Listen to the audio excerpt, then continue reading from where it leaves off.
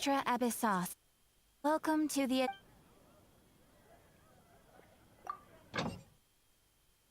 How are you guys?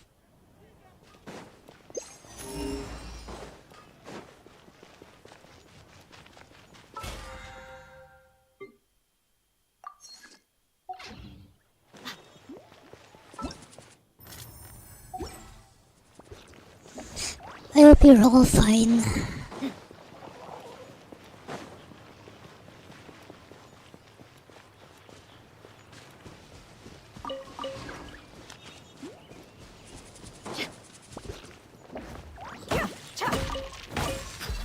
Oh, who's there? Is that... Hey!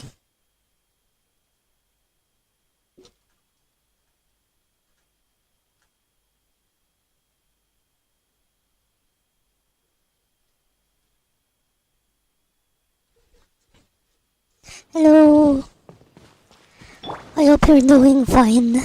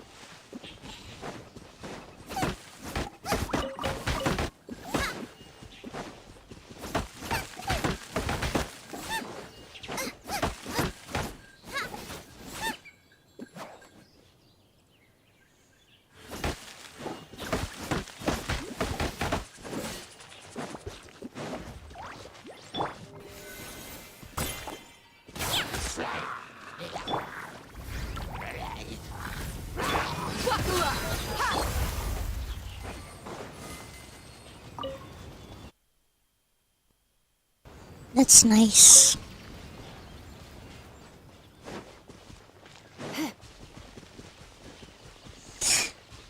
You know, I had a job interview online. And I didn't make it, but they're transferring me to another job interview next week, next Thursday.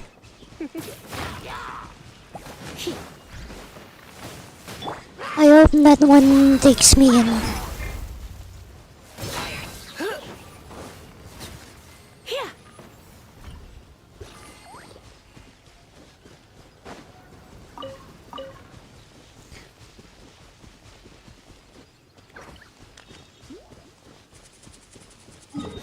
No, I wanna start earning again as soon as possible.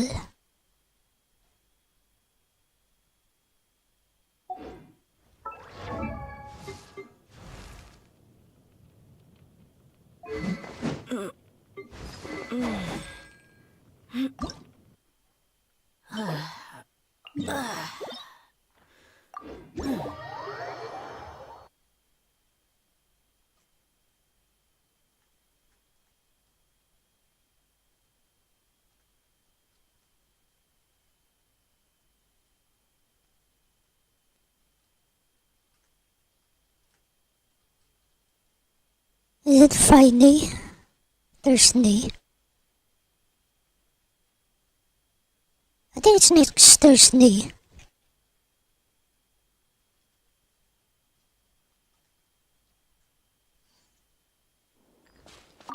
I hope that one hires me.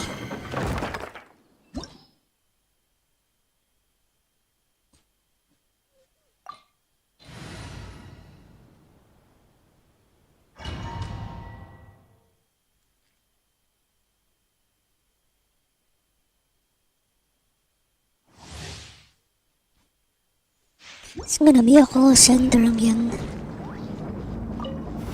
There you are, eavesdropper. Surrender now. Eat this! Let's get it on! Citizens, shine Are you here to play with me? The more, the merrier. for a little shock. You've been a naughty boy. Try not to. You're dead meat! Let me amuse myself a little. Buckle up! The more, the merrier. Blitz.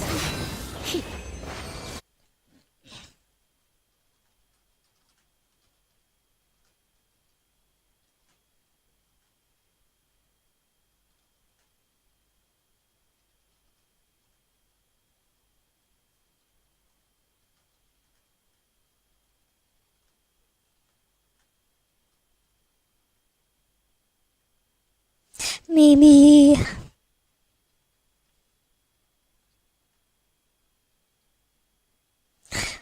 because I will be coming home afternoon.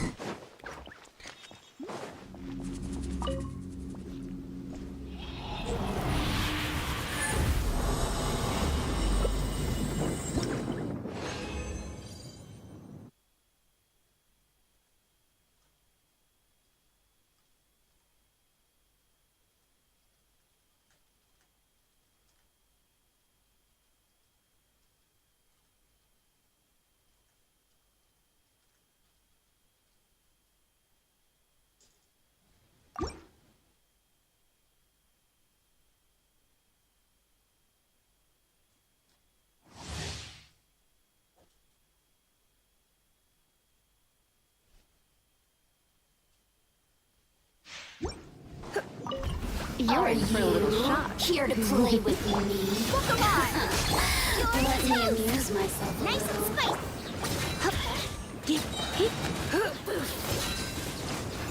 The more, the resistance. No longer.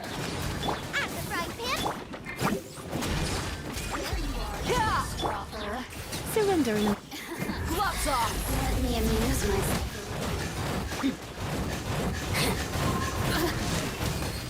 Let's get it on! The more, the merrier.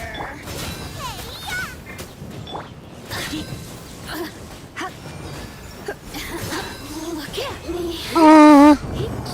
Do you miss them? I think Angel is from Mexico, and that's why he speaks Spanish. He types on Spanish on chat.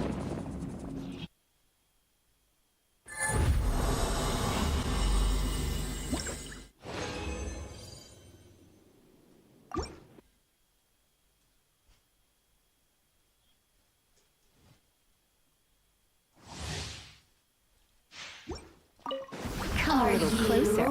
Here to play with me? Get them! The more, the merrier. Calm down! Blink. Try not to. Let me amuse myself a little. The frying pan! Into the fire! You might feel a little bit! The more, the merrier. Blink! Nice and spicy!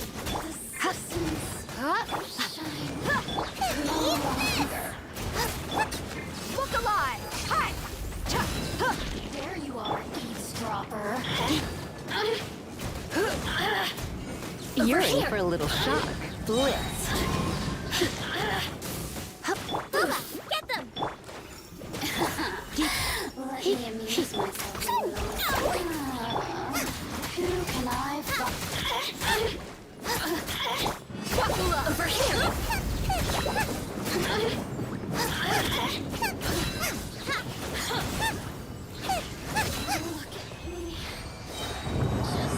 Nice.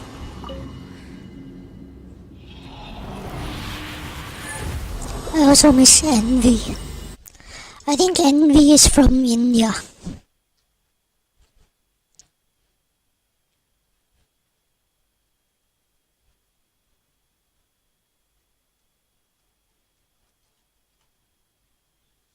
Tarantula.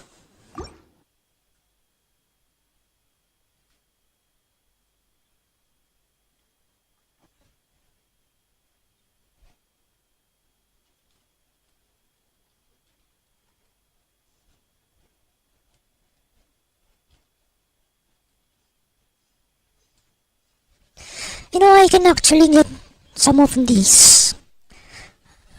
There are some of these in a pet store near our home.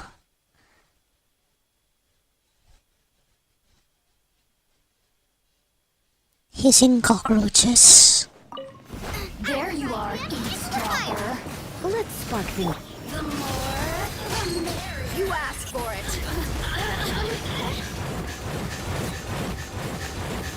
Over here. Your turn! Lola, get them!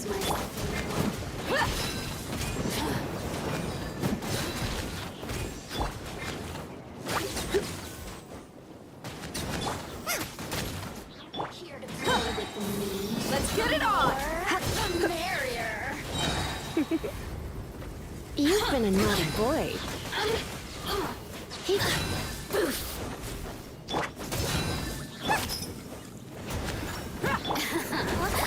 Let me amuse myself a little. The more, the merrier. Look at me.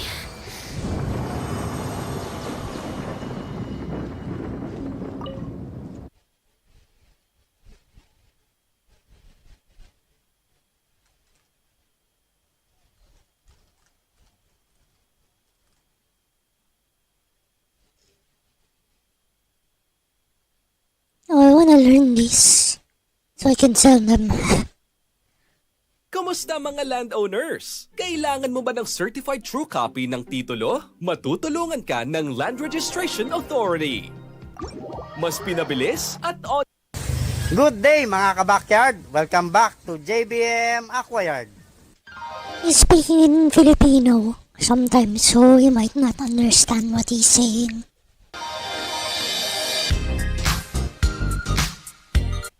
Tok, yung pagbi-breed para kasi kinakain nila yung mga yung mga anak nila. Kaya kailangan pagka nanganak ay ihiwalay ka agad yung yung mga anak. So hindi ko alam sa iba kung ganun din yung nila, pero sa akin kasi kinakain nila kaya nahirapan ako mag-breed. So ito bubuksan natin ngayon yung ating mga fortune lobster. So ayan, may init-init pa. Kadarating lang yan. Come a little Para closer. makita natin kung ano ba ang itsura ng mga fortune lobster. So itong lobster na to, ito yung mga freshwater. Hindi ito yung saltwater na malalaki. Hindi sila yon. Ito yung mga pang pet lang naman.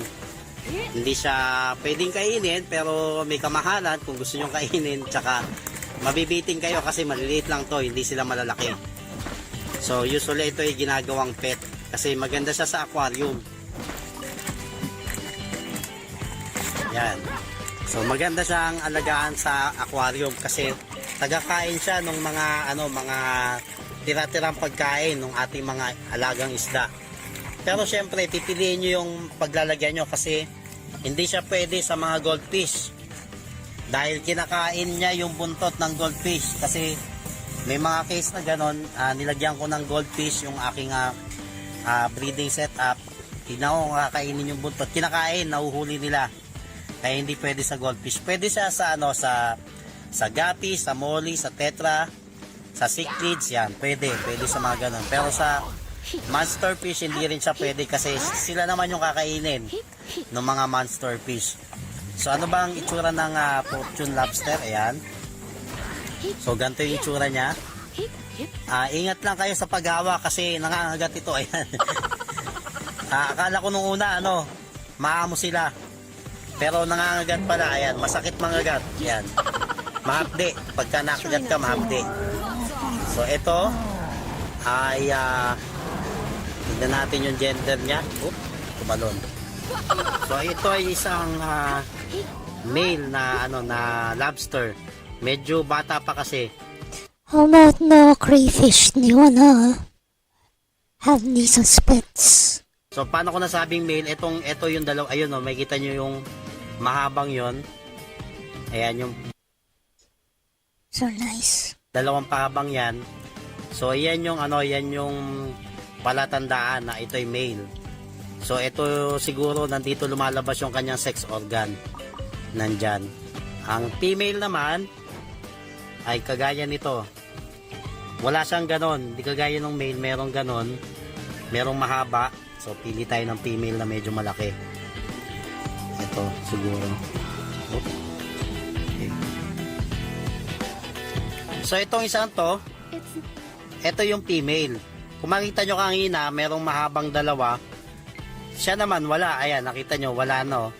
Ayan. Wala siyang mahaba. Ayan. Kitang-kita naman sa camera. Oh, that's yung nice. kanina. O, sige, pag-compare na lang natin yung male sa female. Ayan, ito, kitang-kita na yung ano, yung pahaba. Ayan, o. Ayan. So, ayan yung male. Yan, may pahaba siyang ganyan. Yan yung pinang susundot niya. Kasi pagka magme-mate yan, etong mga lobster na to, nagyayakapan silang ganyan.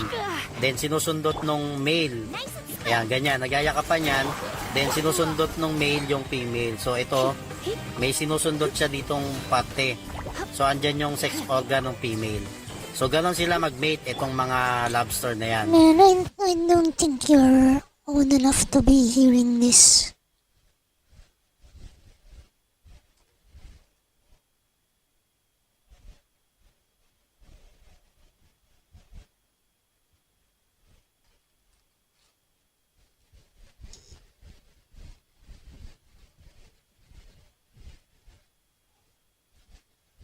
I'm gonna continue watching. When it comes to filling a job, there's a stack of documents involved. Whether it's adding business details, correcting typos, or organizing pages, Adobe Acrobat makes it easy to onboard new clients and lock in the right candidates.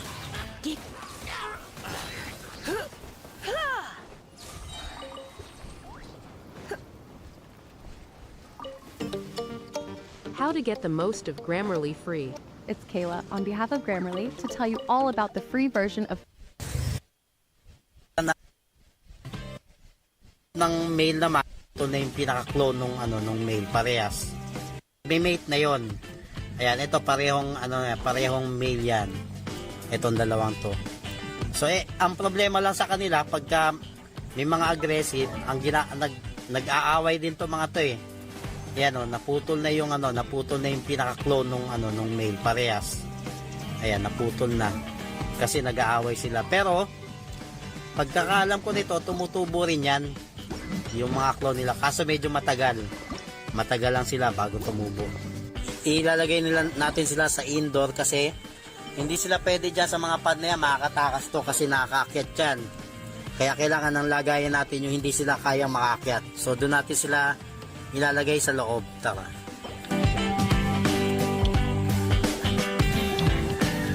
Okay, dito natin to ilalagay sa pond. Ayan, makita nyo, medyo mataas yung pond na yan.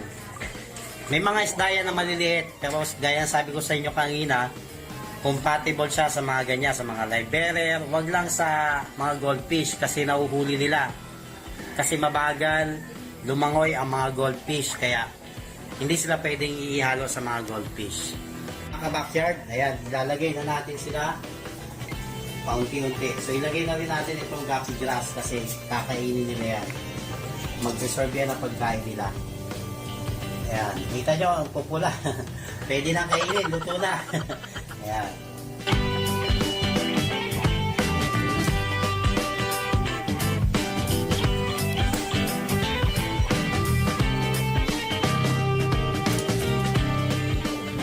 Mga kabakyan, kung gusto nyo mag-breed ng fortune lobster, pwede siya sa aquarium ibinibreed sa mga ganitong aquarium.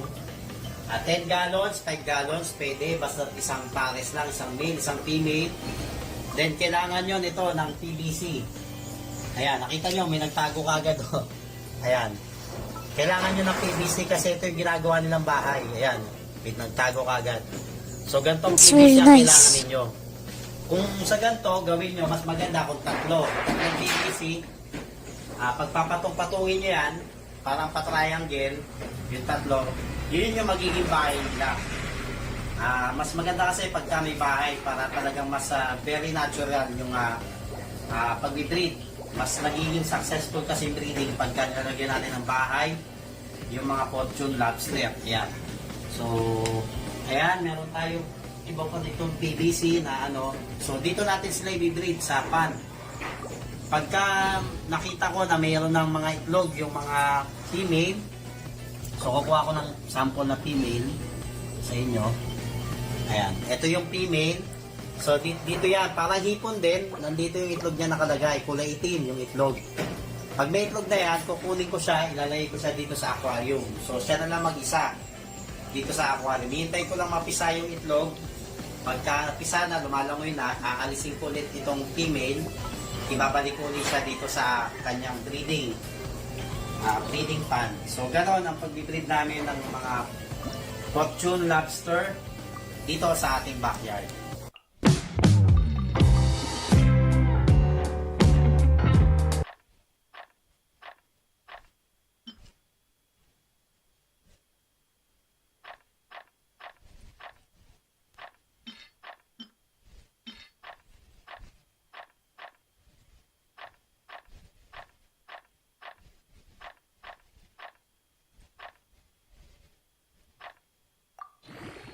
Ever dreamed of having your online business to make money from the comfort of your own home? Well, let me tell you, it's easier than you think. One easy and fast way that people generate a passive income is by creating a website. Whether you have a product to sell or a service to offer or just something you're passionate about, a website is your gateway to the world. And the best way to get your website online is with Hostinger. Whether you're a total beginner or you've built websites before, Hostinger offers all the tools you need to build, launch, and grow your site. Basically, everything you need for online success. So why wait? Visit Hostinger.com and let the world see what you have to offer.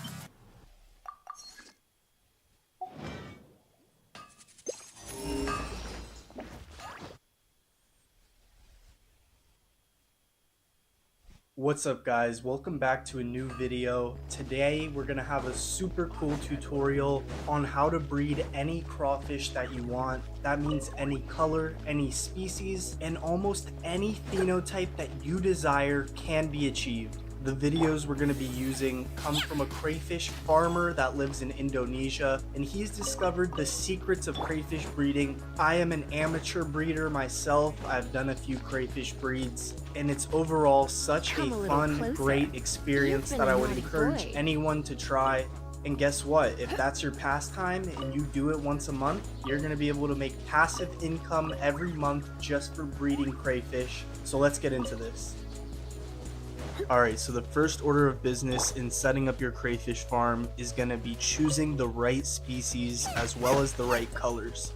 The easiest way to go is buying a crayfish that's already pregnant. That way you can guarantee what the babies are going to look like. Although the most fun way to do it is to choose a male and a female that you sex beforehand. You can put them in a small tank, maybe 2 gallons or less, or you can use buckets just like the professional breeders do. When they're in this container, that's where the magic is going to happen. The male pins down the female using her pinchers, and this is kind of some brutal riz, I'm not going to lie. But after that, the female's going to take about a month, and she's going to be able to have up to 300 eggs, but usually it's in the 100 to 200 range. And once these eggs appear, the gestation period is going to be about 2 weeks, although it could be longer. You can see here that the babies are actually fully hatched, but they're still hanging on to their mama. That only occurs for about a few days, and then the crayfish are going to leave her protection. And although it may sound sad, you have to take the mother right out of the tank because she can easily eat these babies. They're tiny and they're super susceptible to predators. You may also notice that they have no color right now, and that's because they're just newborns, but the color is going to come in very soon. This is at 2 weeks, and you can already see it in these little baby crayfish. What you can also observe is that they're not all the same size. There are some runts of the litter, there are some chads, and there are some beauties with amazing colors. What we're going for here is actually colorways because that's what makes them valuable. Also, make sure that your water is above 60 degrees at all times. Someone might debate me on this in the comments, but as long as you're oxygenating the water, having a higher temperature is actually going to help them grow faster. Right here we have an example of a crayfish that was bred successfully, and now there's an entire lineage. She's with the dad, and they passed on their genetic traits to 6 different crayfish. These are all going to sell for about $100. These are pretty rare, and like most girls, I mean crayfish, their time comes once a month where they molt. crayfish molt because they have to shed their hard $100 each. exoskeletons as they grow a No way. new, larger one underneath. My. So this crayfish is essentially ripping off its old skin and coming out with a new birthday suit underneath. Oh, I bet that was satisfying for the crayfish to come off. What's different about their molts is that they change colors. That's because they have so many different genetics for this variation, and as they grow, their colors are going to change and get more vibrant. Once they're adults, you can take out the prettiest ones of every color and use these as your breeder crawfish for the next generation.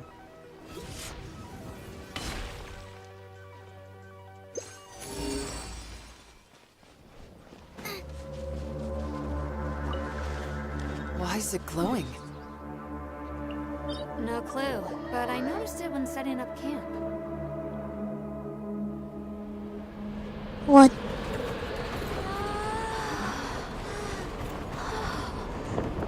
Well.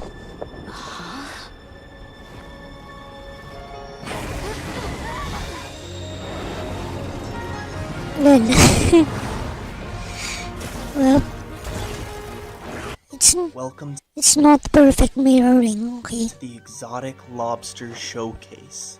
Here, I'm going to be ranking the top lobsters from this breeder from 1 to 10. All of the lobsters at this point are going to be very high rankings, so you're going to have to wait and see who's a 10. Alright, so these are some red cherry lobsters. You would You're not in be for a able to little find shock. these at your local Blitz. fish store. And I'm going to go ahead and give them an 8.5. Great, solid colors. Beautiful, good growth as well. But they also could be a little more special.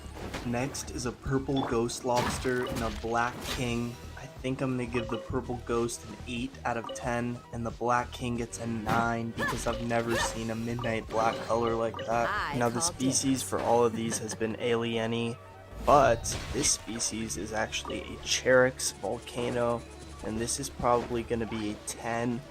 Not only do they have sick two-tone coloring on them, but the male and female are different colors and they're going to make a beautiful baby. This species also has giant claws. They're very aggressive and they're fun to keep. This is a male and a female purple Valentine lobster, and this is going to earn a 9.5 out of 10 from me. The giant pinchers, the colors, everything about these two looks perfect. Okay, so this is basically a one-off species that you would never see in the wild. He bred this on accident in his farm. It's called a blue cow crayfish, and I'm gonna give it a 9.5 out of 10. It's crazy how you can breed something on accident and have it turn out even better than you expected. Just shows you how beautifully genetics works, and this is really a cool hobby. It's making me very interested in doing another crayfish breed. Okay guys, so I think if I'm gonna buy a crayfish from this guy, this would be the one. The phenotype is called a pink Valentine crayfish. I gotta Come a give little this a closer. 10 out of 10, You've been not a just naughty because of the boy. colors, but because of the babies. It's so fun to raise a bunch of baby crayfish. And even though this is gonna be about twice the price of a normal pink Valentine, you gotta just think about the potential profit you could make with a pregnant crayfish like this. He said that the species is at a 95% stability rate, and that basically means that most of these babies are gonna turn out really well, and you could potentially sell most of them for over $100. So if crayfish breeding is your hobby, this could be a great business move to get ahead of the curve. You buy a more expensive crayfish, but in return, you get to sell fewer babies at that higher cost and make the same profit. So if you're interested in breeding crayfish, let this be your motivation to get started. These are a few videos from when I bred my crawfish. I'm not an expert on breeding these at all, and I still got about 200 babies on the first try breeding mine.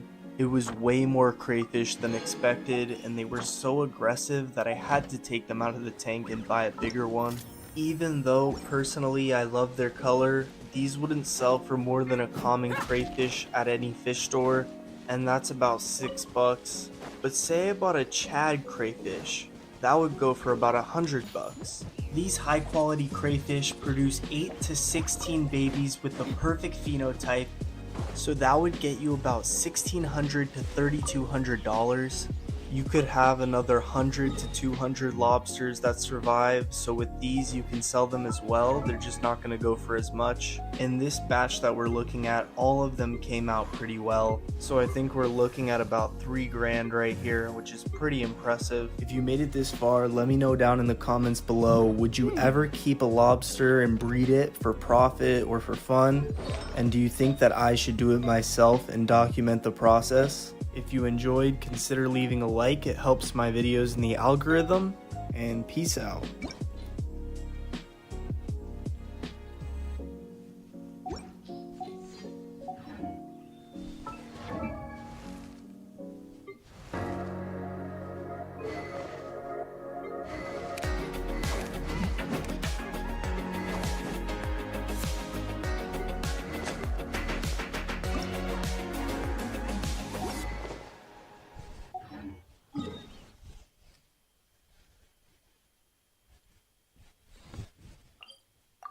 You may know of FlexJobs as a job search website, but we're a whole lot more than that. We're a job search. Grocery lobster aspect. Lol.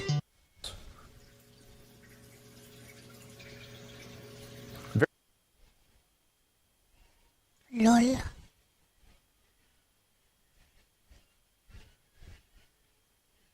I feed it a few earthworms a day, and at about day 4, its longer left claw starts working again.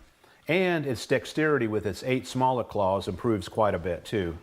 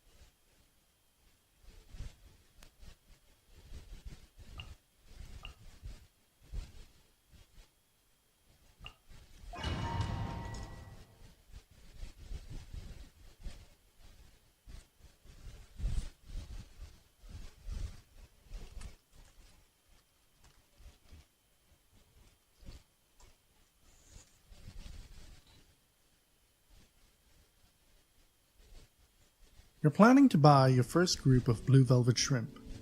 Now picture how thrilled you'll be when you notice that some of the females are carrying eggs. Show me your move. At that point, you'll realize that pretty soon, there will be a bunch of shrimplets swimming around in your tank. But before you reach this exciting point, there are a couple of important things you should understand. So let's dive right in. Now, before I begin, it's important to mention that the upcoming information isn't just about breeding blue velvet shrimp. It also applies to other types of Neocaridina shrimp, such as red cherry shrimp, yellow laser shrimp, and green jade shrimp, among others. When you're selecting a shrimp at your local fish store, ask them to provide you with the highest quality color grade they offer. What this means is you'll want females that have a deep, vibrant, and solid color all over their bodies. If you see any transparent spots or differences in color, those would be considered a lower grade. One thing to note is that male shrimp usually aren't as colorful as females. Another important factor to consider while selecting your shrimp is the ratio of males to females. Aim to have around 1 male for every 3 females. This is because when females mate, they're in a delicate state since they've recently molted. They tend to be fragile and not very strong during this time. If too many males try to mate with the female, she can get really stressed out and even die. To avoid this, having fewer males pursuing a female helps prevent her from getting too tired and potentially die. Breeding Neocaridina shrimp is actually quite simple, but their tank needs to have the right parameters. First, your tank needs to be set up and fully established. This means that it should have gone through the nitrogen cycle. Next, the temperature of your tank is important. It should be around 68 to 75 degrees Fahrenheit. If it's too cold, your shrimp won't breed. If it's too warm, they might breed a lot, but their lifespan becomes shorter. You might also notice new shrimp being smaller in size. If you're making a tank just for breeding, having some Java moss in there is great. If you plan on making a display tank, lots of plants and driftwood will be beneficial. With either type of tank, this will ensure your shrimp have a space to retreat to, whether it be to molt, mate, or give birth.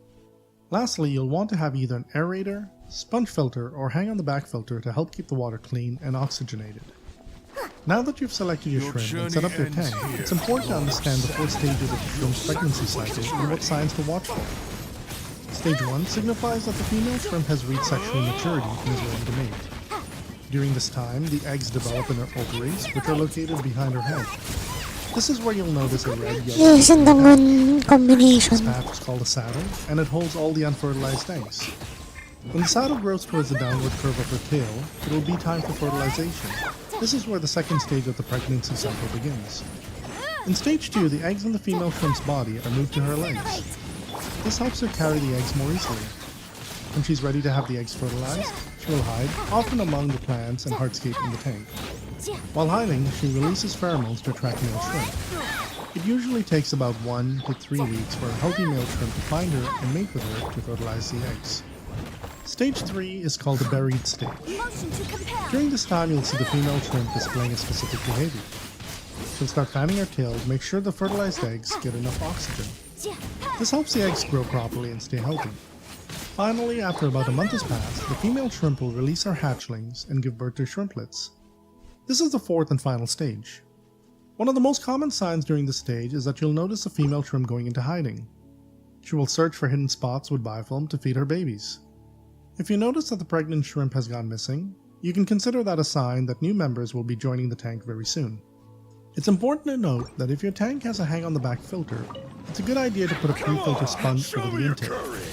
The pre-filter sponge will keep your shrimplets safe, as it will block them from getting pulled into the filter. Be gentle. When it's time to feed your shrimplets, you have options besides having them rely only on biofilm. You can feed them a product called Shrimp Baby, which is made by Glass Carton. This food is rich in protein, natural vitamins, minerals, and various other ingredients that are important for healthy growth. You can check the description below for more information on Shrimp Baby by Glass Carton. Now that you understand the requirements, process, and care for breeding blue velvet shrimp or any other Neocaridina shrimp, I wish you the best of luck in your shrimp breeding journey. If you liked this video and found it useful, I'd appreciate it if you could consider subscribing. Stay tuned for my upcoming content. But in the meantime, check out the following video where I show you how to create a thriving environment for your shrimp. I'm Andy, thank you for watching, and I'll catch you in the next one.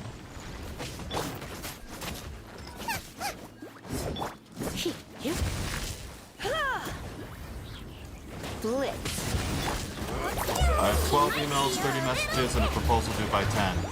How am I already underwater? I'm in the same boat.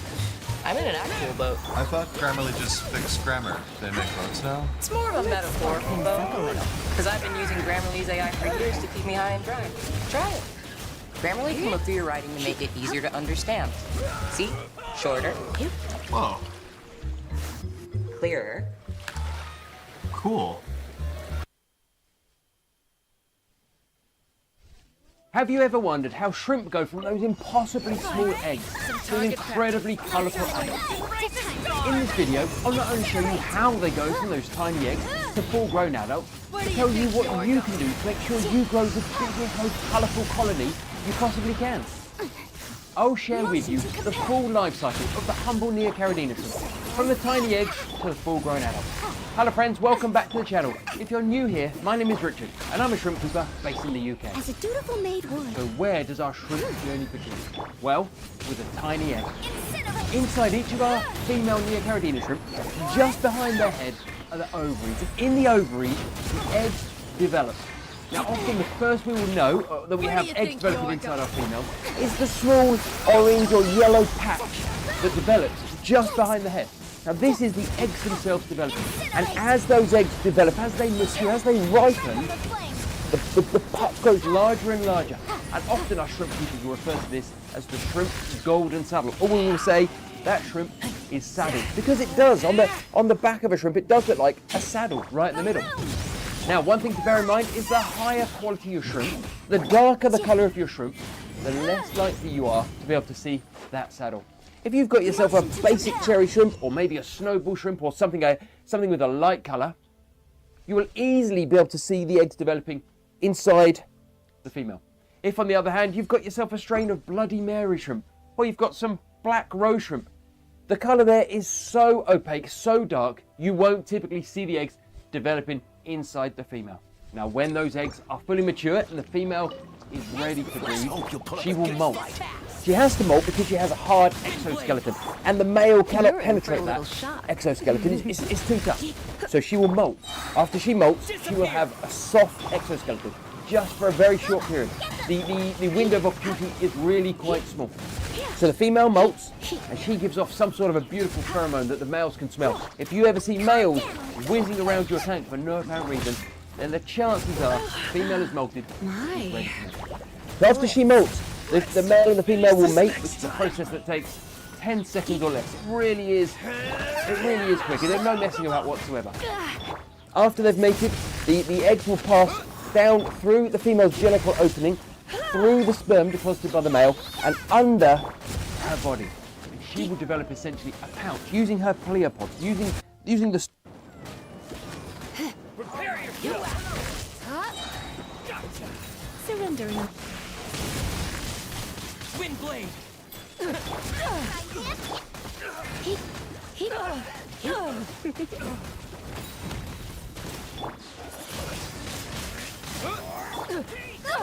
them! I swear, it's for medical research! You can't hide! Hold still!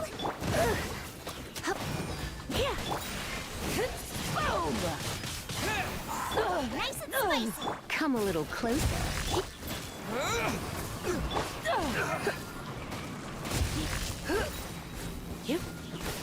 Out of the frying pan, it's...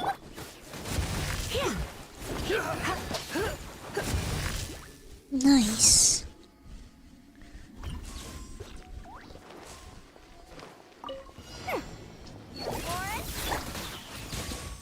Boom!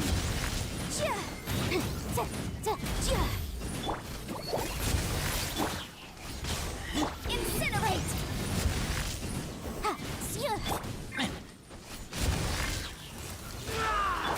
Keep within the law. Boom! Let's sweep! Steady as...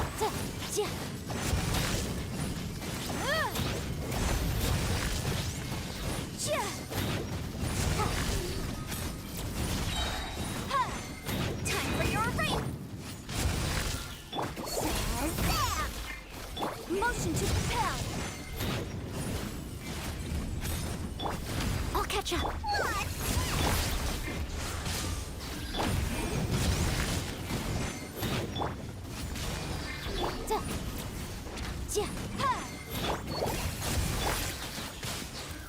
Boom boom!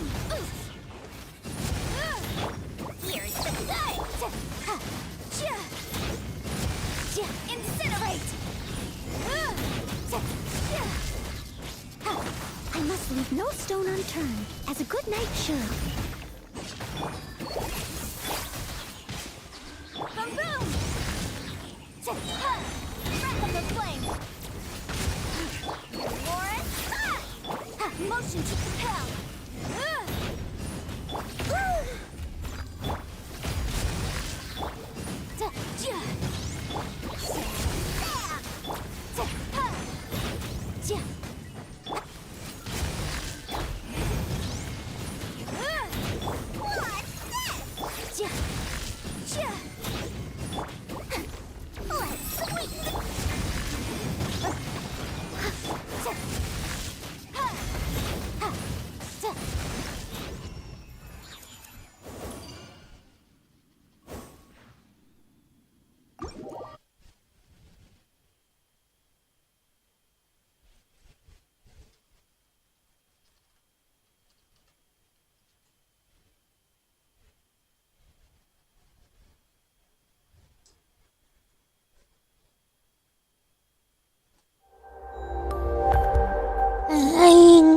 I really gotta listen to this to improve my call handling.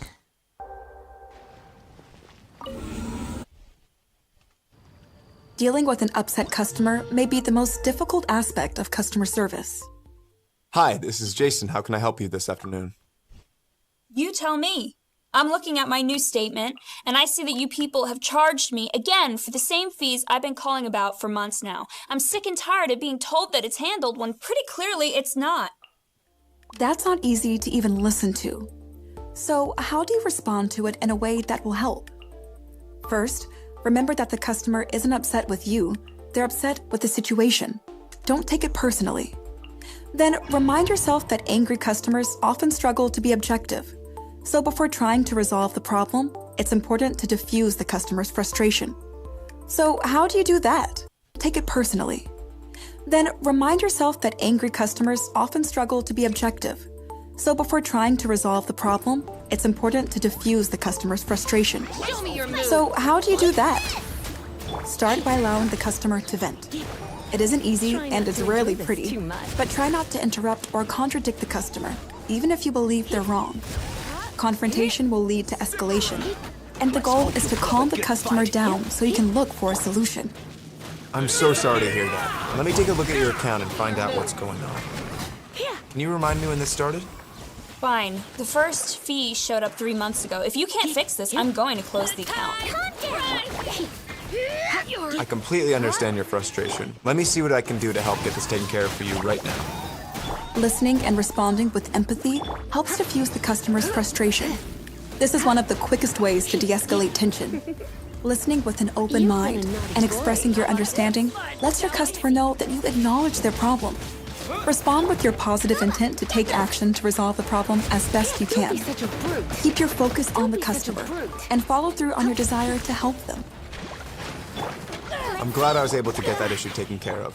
It may take up to 24 hours for your account to show the changes, but you shouldn't see any more of these fees in the future. Thanks for working with me to figure it out. I want to apologize again for the inconvenience. Don't be such a brute. Thanks, Jason. I appreciate your help. By removing the focus from yourself and staying focused on understanding and resolving the customer's problem, it's easier to stay detached and not get wrapped up in an emotional outburst. Maintaining an attitude of caring and concern helps to diffuse customer frustration. Allow them to vent as needed. Listen and respond with empathy. You'll never be able to work in customer service without running into angry, frustrated customers once in a while. But there are ways you can ease the tension and allow you both to work toward an acceptable solution.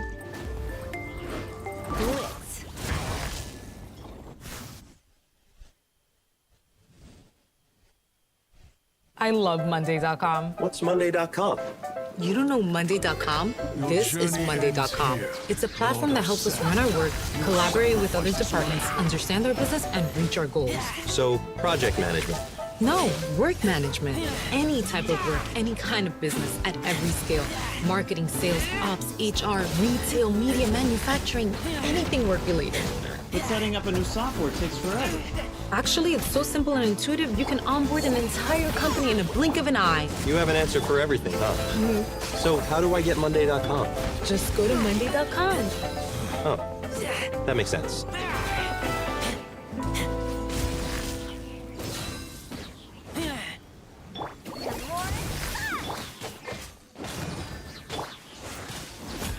Ready to invest in real estate but don't want the hassle?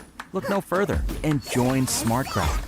Invest in Dubai properties and enjoy monthly returns. No running around, no paperwork, just simple investing from anywhere at any time. This is the knowledge base of this mock call. This mock call has explanations in between. If you prefer the pure, uninterrupted version of this, click the link at the top right corner of this video. Ready, 1, 2, 3, ring.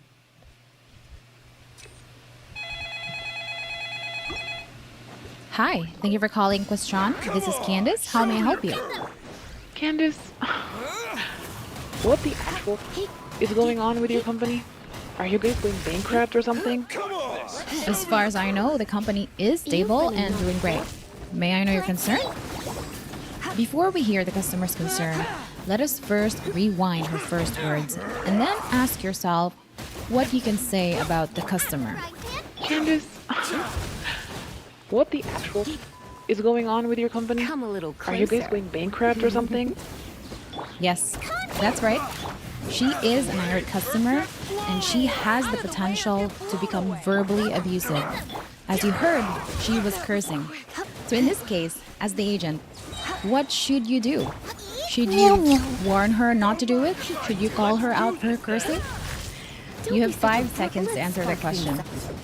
Just let her vent out first. That's what The I'm answer gonna do. is no. You should not call out the customer for cursing just yet. And that's because this is the early stage of the call. The early stage of the call is the best time for you to let the customer pour her negative emotions, make her feel that she's being listened to, so that later on in the call, she will be able to listen to reason. That's the only way that you can get your customer to listen to you. By the way, cursing is not the same as being sexist, homophobic, racist. I'm sure 99% of us curse when we're angry, so this is something that we can let go for now, at least. Let's proceed. Are you guys going bankrupt or something? As far as I know, the company is stable and doing great. May I know your concern? Oh, let me see. First of all, you gave me a used voucher. Like, how could that even happen? Second, nobody's answering my email. Someone from your company promised to send me a voucher within 24 hours. It's been 4 days. The sale has ended, and I still have no fucking voucher. Why? I seriously want to know why, because it is such a mystery to me as to how a company could be this messed up. What in the actual is going on? I need to know that somebody's going to get fired for this, or I'm out. I am done doing business with the company. I'm so sorry for any inconvenience we've caused you. Normally, anyone from our company should be able to replace vouchers within 24 hours. And why do I have to beg for it? Why do I have to email you multiple times for a measly $10 discount? It's f***ing humiliating. I understand that. Do you really? You keep on saying you understand, but for all I know, you're just reading off a script. I'm honestly just as confused as you are right now. Like I said, voucher issues should be something that we can resolve easily. If you can give me your email address and full name, I will review the notes from the previous agent and I will find the answer for you as soon as possible. As you heard, Candace did not only empathize and apologized to the customer, she also hastened to ask for the information needed in order to pull up the customer's account, which were the email address and the full name. While it is important to empathize with the customer, you also need to get the conversation moving. Try not to linger on the empathy and apology part and get the conversation moving by asking the question as soon as possible. If you can give me your email address and full name, I will review the notes from the previous agent and I will find the answer for you as soon as possible. Email address, impossiblecustomer@gmail.com. Name is Tabitha Ratchet. Tabitha Ratchet. Finish this next time. Thank you, Tabitha. So annoying. This is the first time that I have to deal with a service as shitty as this. So as you heard, Tabitha, the customer, is still not finished. And this is normal. The good thing is, Candace has already obtained the necessary information to pull up her account. So now, Candace has 2 tasks. First is the emotional part, and that is to empathize with Tabitha every time she hurls an insult, every time she complains. And the logical part, which is to check the customer's account and see what exactly happened with her previous contacts. Let's proceed. So annoying. This is the first time that I have to deal with a service as shitty as this. Yes, this must be frustrating for you, especially that the sale has already ended. You said it. You better have a solution for me today, or else I'm out. I'll quit doing business with your company. Yes, and I'm going to do my best to help you today, Tabitha. I have your account pulled up now. Okay. What do you see? So according to your email history here, you sent us an email on the 3rd asking for help about the voucher discount 10 that showed an error message.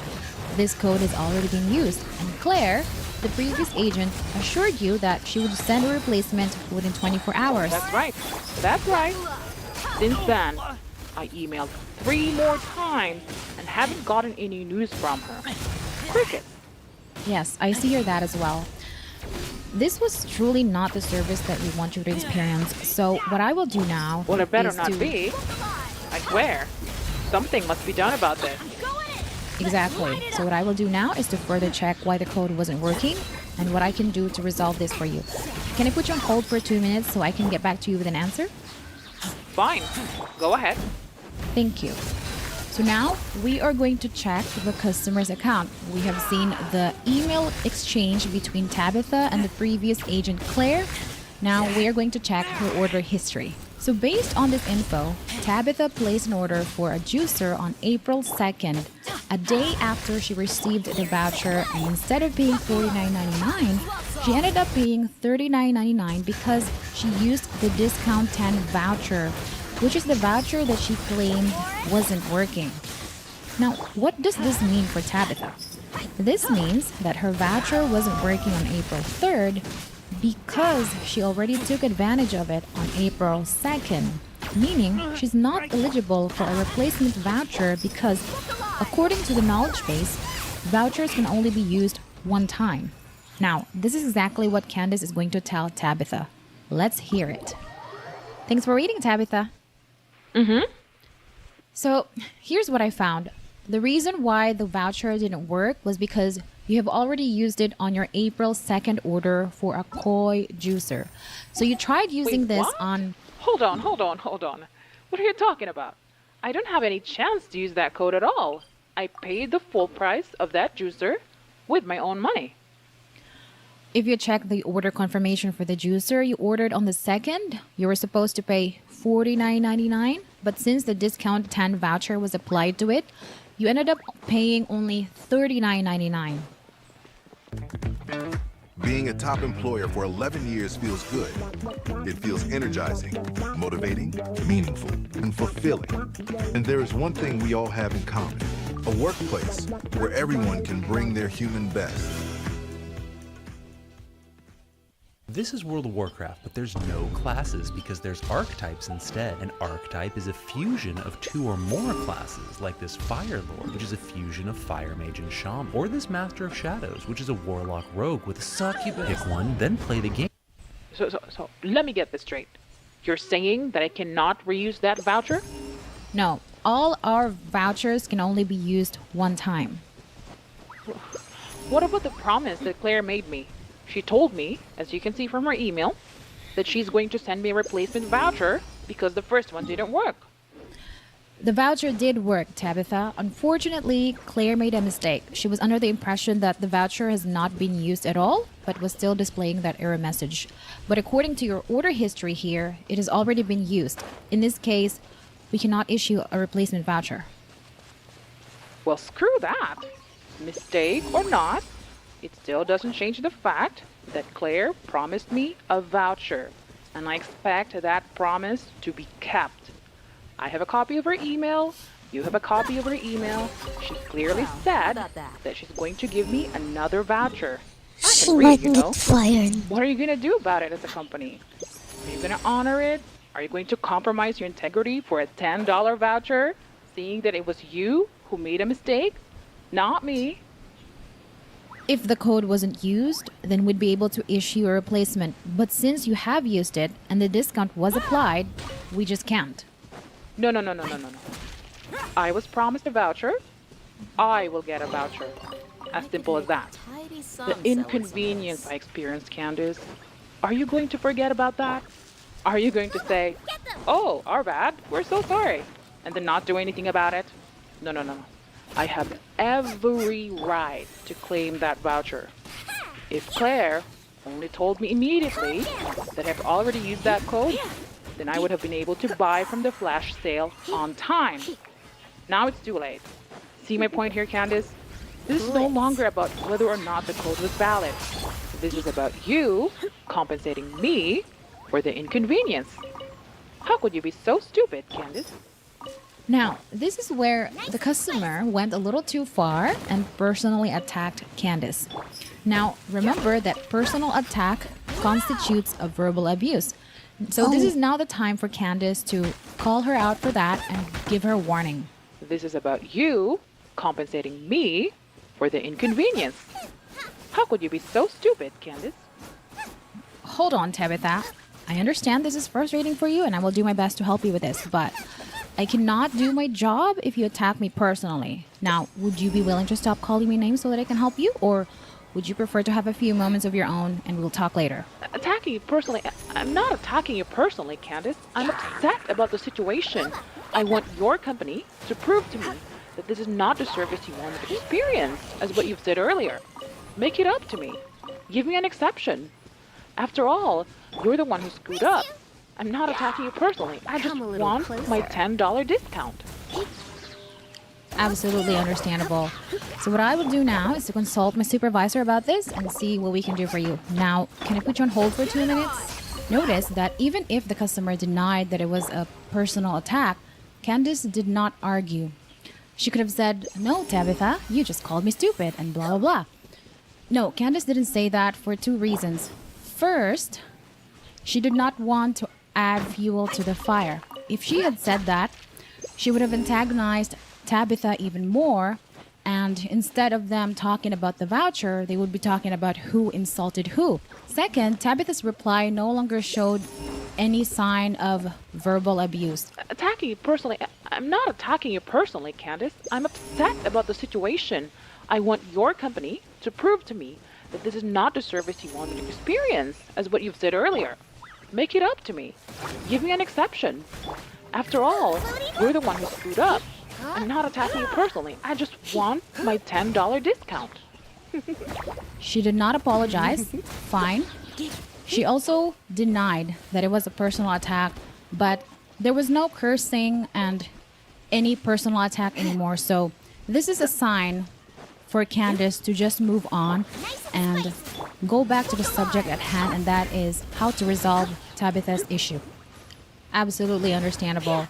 So what I will do now is to consult my supervisor about this and see what we can do for you. Now, can I put you on hold for 2 minutes? You go right ahead. I'll be waiting. Thank you. Now, Candace is putting Tabitha on hold because she is going to ask for her team lead's approval to issue the voucher. According to the knowledge base, the company may offer a voucher if a customer experiences an inconvenience. And yes, Tabitha experienced an inconvenience here because of the mess that the previous agent Claire made. Not only did Claire not reply to Tabitha's email for 4 days, she also promised her a voucher even if Tabitha isn't really eligible for it. So let's say that Candace is walking on the floor and approaching her TL to ask for that approval. Unfortunately, her team lead discovered something questionable in Tabitha's account, and that is the fact that Tabitha has called 9 times in the past for this similar case where she claims that she hasn't used her vouchers when in fact she did use those vouchers, and then later on asking for another voucher for the inconvenience. Because of this, Candace's supervisor is saying no. Now let's hear how Candace delivers the news. Thanks for waiting, Tabitha. So what do you have for me? My supervisor has checked your previous cases and decided that we cannot give you another voucher. And that's because Are you kidding me?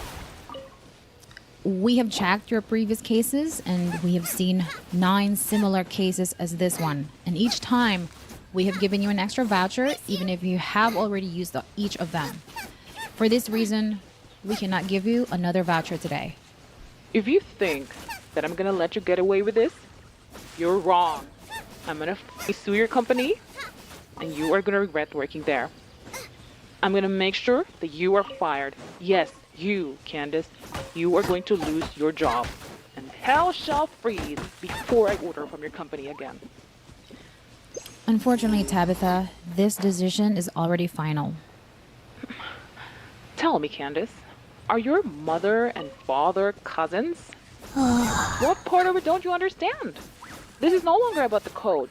This is about your company causing me a great inconvenience for not warning me that the voucher has been used. As I said, I need compensation for that. And we would have gladly given you another voucher, but we have seen from your records here that this has been a pattern with you. You call and claim that your vouchers aren't working, even if you have successfully used them with your orders. And all 9 previous agents gave you a replacement each time, and this has been happening for 9 times now. We cannot give you another one today.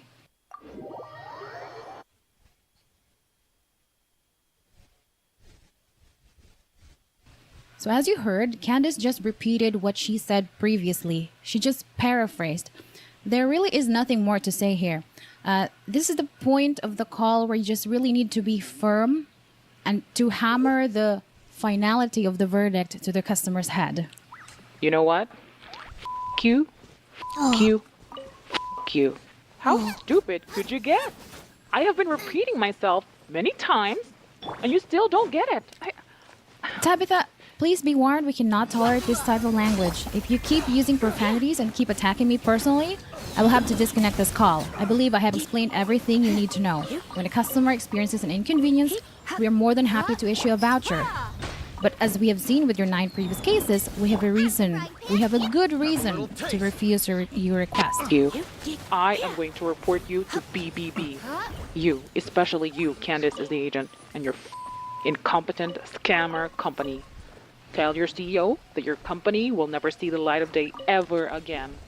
Tabitha, I'm afraid you left me no choice but to disconnect this call. If you have any more questions, feel free to call us again. I'm now going to end this call. Thank you for calling Question. Bye. Bye-bye. Oh, help me, Lord. And that's it. Upon finding out that Tabitha is never getting that voucher, became fully unhinged. What used to be a manageably irate customer became more and more verbally abusive. And of course, Candace first called her out for that. And when that didn't work, as you heard, Candace rightfully disconnected the call. So if you want the script of that warning message that Candace said in this call, I'm gonna link it up at the top right corner of this video. Now notice that there were 2 holds in this call, and that is because this was not exactly a simple issue. This was a complicated one. It was true that Tabitha already used the voucher on her order, but it was also true that the previous agent messed up, to put it lightly. It was something that Candace was not sure whether or not she has to issue a voucher. But when Tabitha insisted, then she later on asked the supervisor for the approval, which the supervisor didn't give. Another point that I want to make is this was obviously the mistake of the previous agent, Claire. If she only checked the status of the code, the order history of Tabitha, she would have found out quite easily that the code was used by Tabitha and there was no longer a need to promise her a voucher. And Candace wouldn't have to experience this ordeal with Tabitha. Basically, Candace was cleaning up the mess that Claire made. And unfortunately, this is usually the case of super irate customers. If your customer is super irate, chances are the previous agents have made a mistake and you have to fix it for the customer. Alright, that is all for today. As you notice, there was no call flow in this video, but if you need more information about the call flow, check out my previous video of mock calls, specifically my mock call playlist. Thank you so much for watching. Bye! Wow, she has a life update.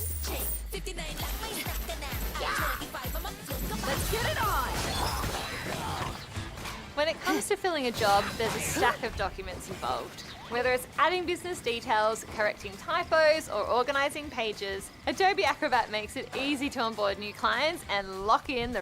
My husband of 53 years just died last month. And it feels like the world is crashing down on me, you know? Hey everyone, today we're going to have a mock call, healthcare account, where the customer is having a particularly difficult situation. This mock call is an emphasis on how to build rapport, make small talk, and empathize with your customer. Without further ado, let's begin. Ready, 1, 2, 3, go.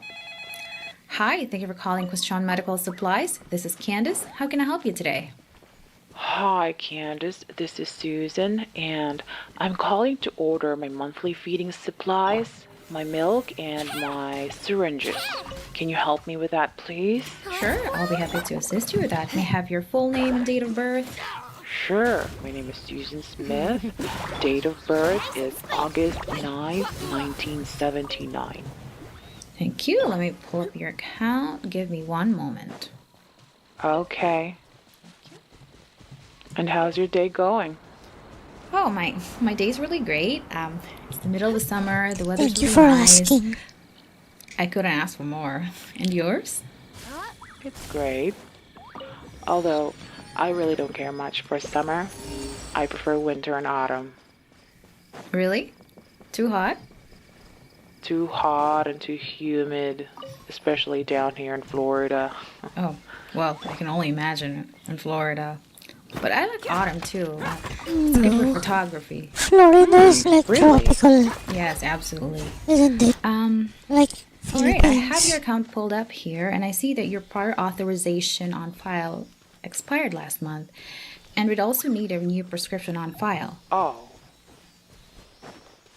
And also, based on the notes, the previous representative, James, advised you to get a new authorization. Am I reading this right? Oh, yes. James advised me to renew. But here's the thing, Candace. Here's the thing. Oh, excuse me. The day I was told about it, my doctor had already moved to another state, so I couldn't exactly get the documents. And my new doctor, I was supposed to see him last week, but my appointment was canceled. The earliest he could see me will be on the 30th of this month. Today is the 5th. My supply is running out, and I simply cannot wait that long. I see. Is there a way that you can have the appointment moved earlier, perhaps this week? Because the documents are really all we need to be able to send you your supplies. I already did. I phoned the clinic, explained the situation, but the lady swore it was the earliest they could do. Said there's been an emergency and the doctor could not do anything for me until the 30th. And my doctor, the one who moved to another state, I called him. Turns out he couldn't issue an authorization either, because he doesn't work in the clinic anymore. We're still on the 5th, and my diabetes is so severe that I don't think I'd ever survive a day without it. Pretty long out to not taking the medicine. It is, and it is not good for you. As it turns out, if there are no valid documents on file, your insurance company will not be able to cover any cost for any supplies Prior authorization. until we get the prior authorization and prescription on file. Your only option would be to pay out of pocket. But once you get the renewed authorization, which won't be long, you will then be covered again by your insurance company. It's only going to be temporary until we get the valid documents. Come a little Oh, closer. Candace, I know you're just doing your job, but if there's anything you can do, anything at all, please, I would thank the high heavens for it. I simply cannot afford to pay out of pocket this time. I'm a senior, and I now live alone. My husband of 53 years just died last month, died in his sleep, left me just like that. And it feels like the world is crashing down on me, you know? I'm just trying to pick up the pieces together. I paid for his burial and everything else, and now I simply cannot pay for anything else, you know? Oh, I am so sorry for your loss, Susan. I'm so sorry. And I know that this might sound like a sob story to you, and I don't blame you if you think it is. No. But that's just been my situation lately, and I've been trying to keep it together. The moment I picked up the phone today, I tried acting happy, but it's just been too hard.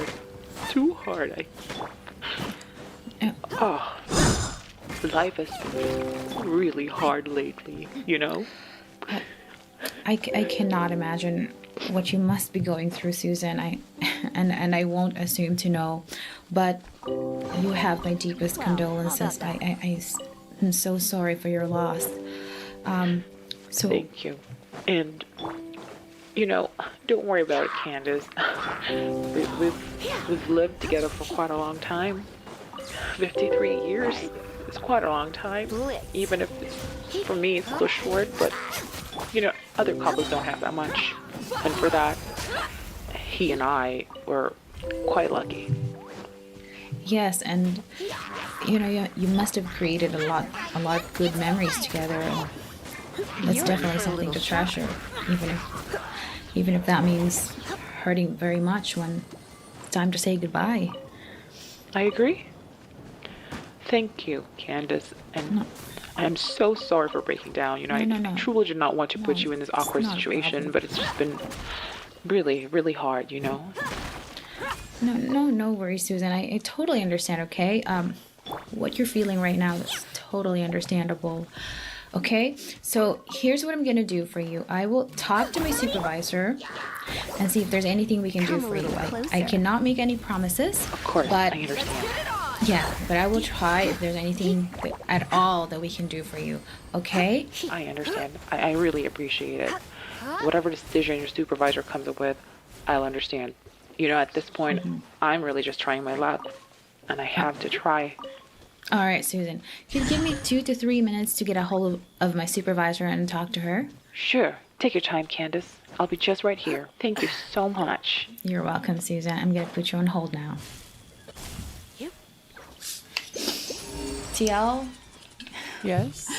Can you help me? Thank you for waiting, Susan. Sure. You sent in a proposal, but your manager has so many questions. Uh-oh. Let's try again with Grammarly. First, Grammarly's AI finds opportunities to help your ideas stand out. Hello! Hello, welcome to the stream, man. Hello. How are you doing? Thank you for dropping by.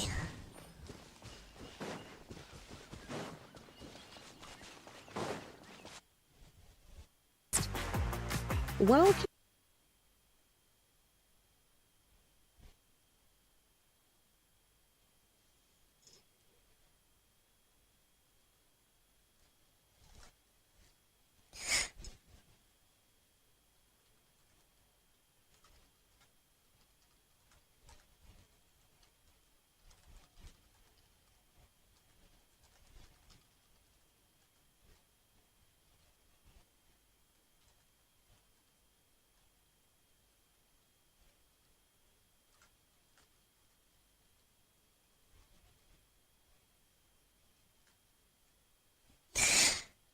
My last work was also call center, but now I'm going to a different product.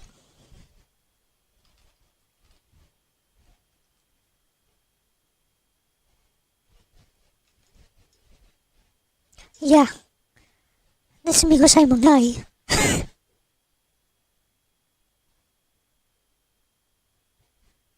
Man, this is gonna be hard.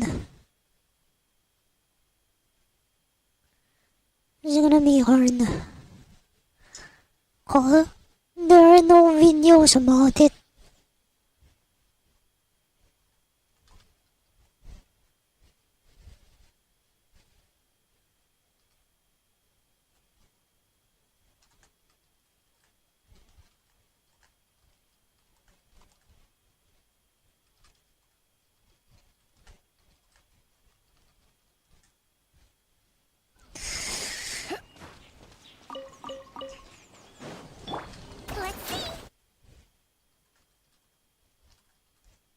If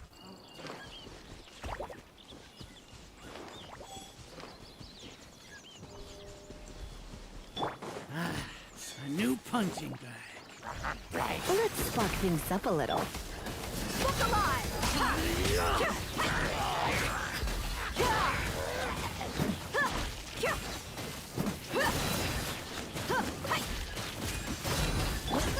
Get them!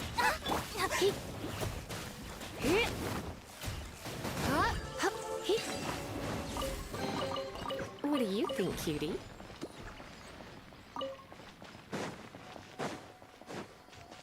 that's why I gotta This is how we made our gotta work keep flow on better than listening ever to with these Monday.com. calls. It gave our team Sample one calls.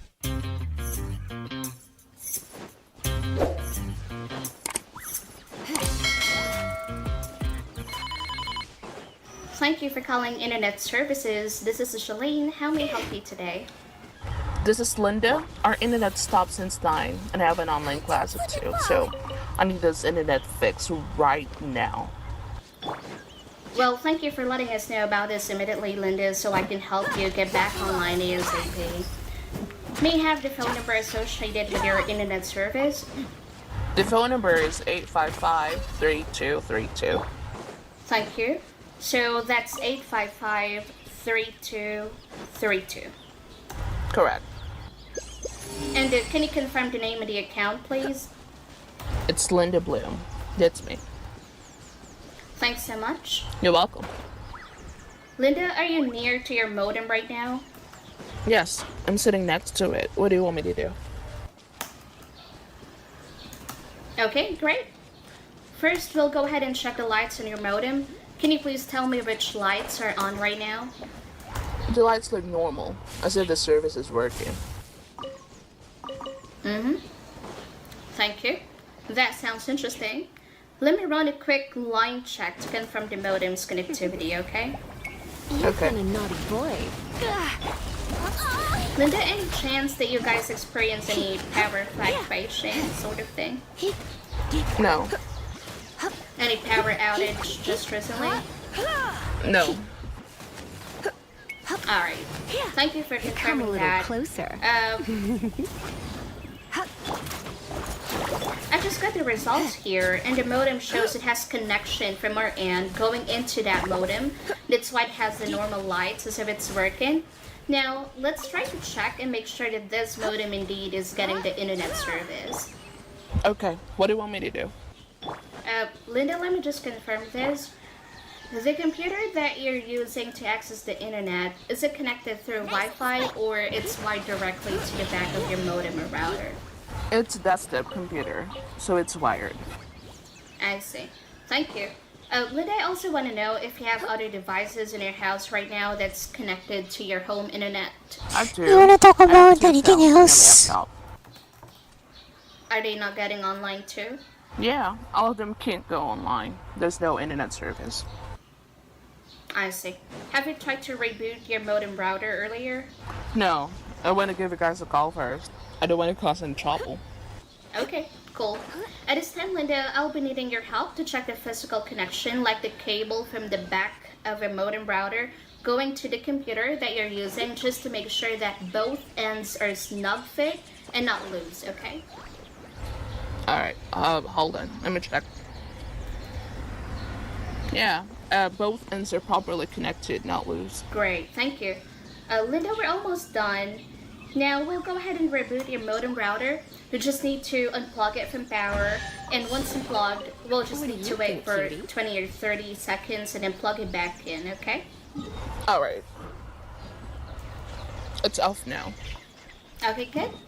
We'll just wait for 30 seconds. Okay. It's a tough job, huh? Yeah, sometimes it's challenging. I enjoy doing it though. That's nice. Alright, I guess 30 seconds have passed, so you can turn it back on now.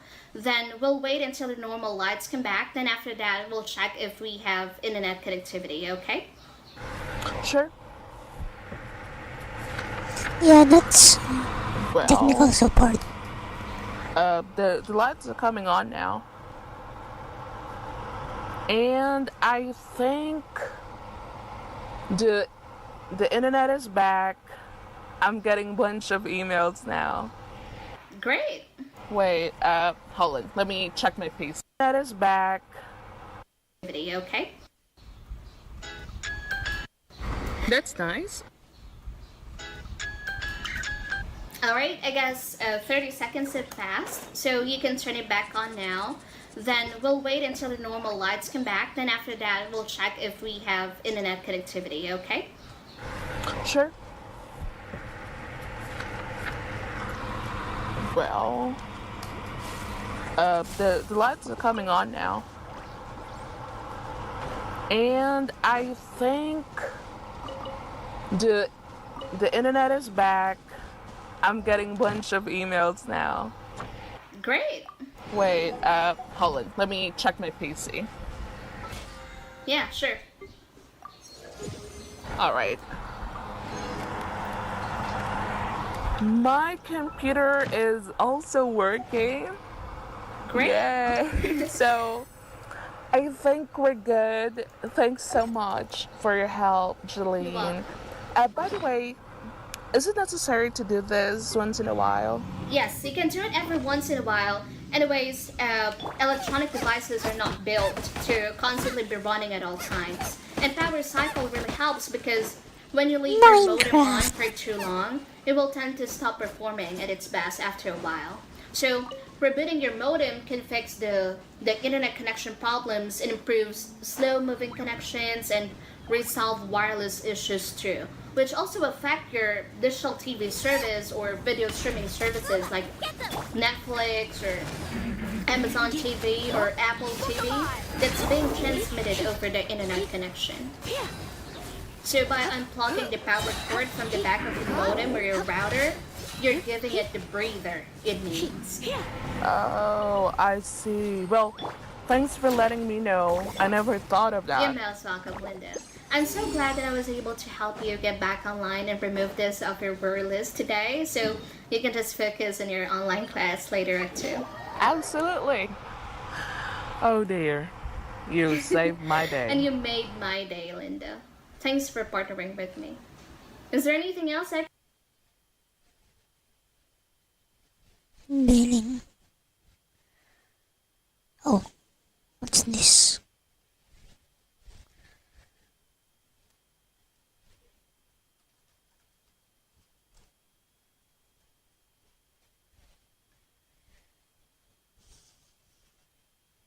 Noon. I'm not gonna be on telco. Oh, hold on. It might be considered as telecommunication, but different. City is a global organization which gives lots of opportunities. Every day is special.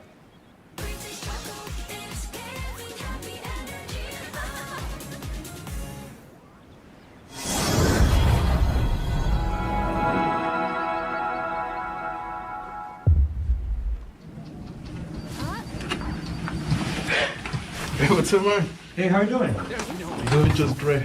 What about you? It's great here. I'm pretty good. I'm just logging on. But for some reason, my password won't work. I don't know.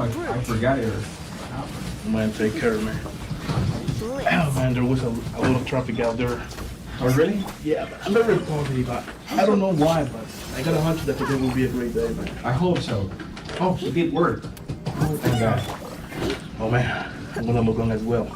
I'm gonna pull out this program. Okay. Telephone. Oh, man, I got my first call. Thank you for calling Hypernerd Tech Support. This is Joshua. How could I be of help? Hello, my name is Emmanuel Spector, and my 8-digit subscriber number is 12340909. Hi, Mr. Spector. Well, first and foremost, thanks for the info. I will try my best to help you out. So please let me know what I can do for you. See, I called a couple of days ago to report an issue I was facing with my router. In fact, if I'm not mistaken, you are the technician who helped me with this matter at the very moment. Remember me? My daughter was coming on the weekend and she's a freelancer and she needs connection to the internet to work from home. At the moment the issue was resolved, but to my surprise, I'm experiencing wireless connection drops once again, and I need this problem to be resolved. Let's get it on! Of course I do remember you, Mr. Spector, and once again I will try my best to get this matter straightened out. Thanks, because my daughter is really upset and worried at this moment. I'm pretty sure we'll be able to resolve this matter once and for all, but to do so I will need your valuable help by answering me a couple of questions. Sure, shoot them out. Okay, the first one. Did you try by rebooting the router? Yes, that was the first thing I did, but didn't work. And the router is located in an open area avoiding object that could crimp its range? It's located in the center of my home, and no object is interfering with it. Mr. Spector, does this issue exist on multiple devices? I do not understand your question. What does that have to do with my connection issue? Well, if your internet is slow or is only dropping on one of multiple devices, then the issue is probably not with the router. If the router is the cause, all devices connected will be affected, sir. Well, to be fair, try to access with other devices, but I only have my computer. What other devices can I use? Mr. Spectre, don't you have a smartphone at hand so we can rule out that I possibility? do have a cell phone, but I don't have a depth command of technology, Okay, to be sir, honest. no What do problem. I need to Simply swipe your finger down on the screen of your smartphone and you will see multiple icons. Okay, per the Wi-Fi icon to return fluid access to your Wi-Fi connection, sir. Well, sir, to be honest, after further looking into the situation, I just found out that the problem seems to be more serious. So, allow me just a couple of minutes and I'll be right back. enter a password? I do not have a password, Mr. sir. Spectre, when our technicians installed your router, they should have suggested you a password, or you should have told them a password you are familiar with. Don't you remember the password? Perhaps you note it down on a piece of paper. So, it's the same password I use for accessing my computer? That's right, Mr. Spectre. Okay, I know that password down pat. Yeah. I am connected to my Wi-Fi now. Do you want me to do anything else? Okay, Mr. Spectre, could you please tell me if the connection says no wireless signal? No, it says normal quality. Okay, and what about if you try surfing through the internet? And how am I supposed to do that from my cell phone? First, sir, my bad, I didn't express myself well. You will find a Google Chrome browser in your smartphone, call it up, and you will be able to surf through the internet just as you do from your PC. Okay, let me see. No, sir, I'm having the same issues I have with my computer. Okay, Mr. Spectre, let's leave the smartphone aside and let's try something new for your PC. Okay, I'm sitting in front of my PC. Okay, Mr. Spectre, could you please launch your browser and tap in the route I'm about to tell you into the address bar? Sure, I'm here at your beck and call. Okay, the route is http://hypernetrouter.local. I used to be a customer support. Okay, done. Great. Now click Advanced Settings for both 2.4G and 5G band. I just did, sir. Okay, click Wi-Fi channel box and select Auto Channel and click Save. Done, sir. What's next? Okay, now let's give the system some minutes to apply the new settings and we will carry out the final test. Okay.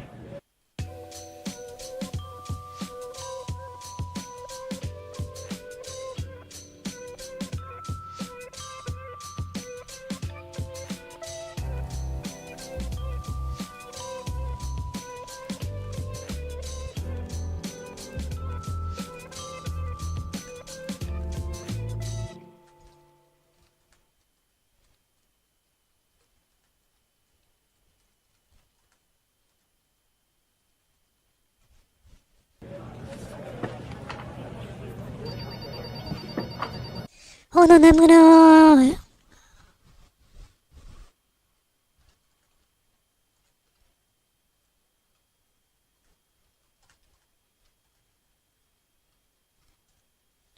go to the washroom. Hold on.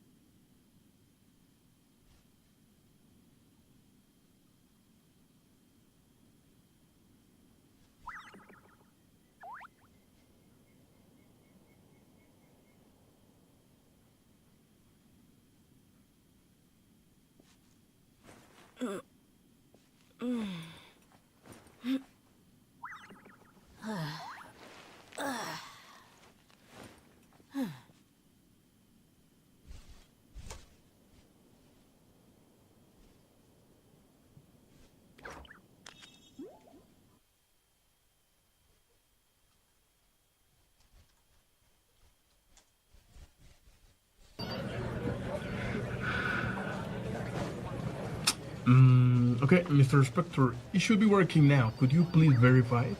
Look, it's not working yet and my patience is gone. Your company isn't giving me a good service and this is outrageous.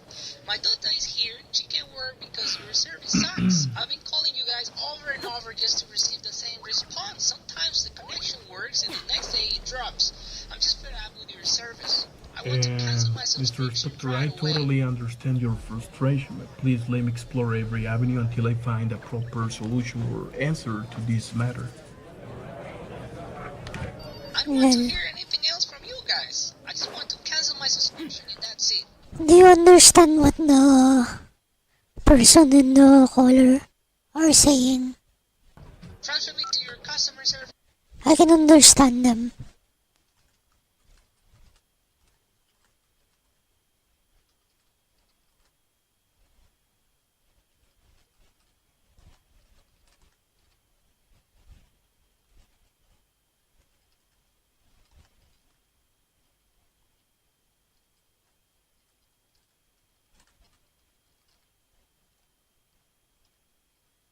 Where are you from? If you don't mind me asking.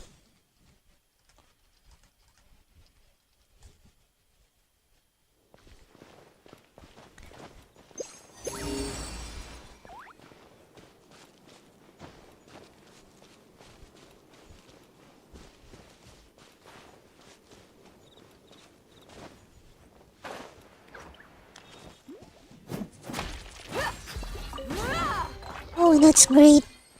That's an island in the south of the mainland, correct? What's up? Mainland Asia. Customer is really upset. He doesn't want to talk to me anymore. Man, he wants to cancel his subscription. I don't know what to do, man. Could you talk to him? Perhaps you could convince him. I've been more than glad to help you. Okay. Hello, sir. Being a top employer for 11 years feels good. It feels Hello. energizing, motivating, meaningful, and fulfilling. Hello, Gab. And there is one thing we all have in common. A workplace where everyone can bring their human best.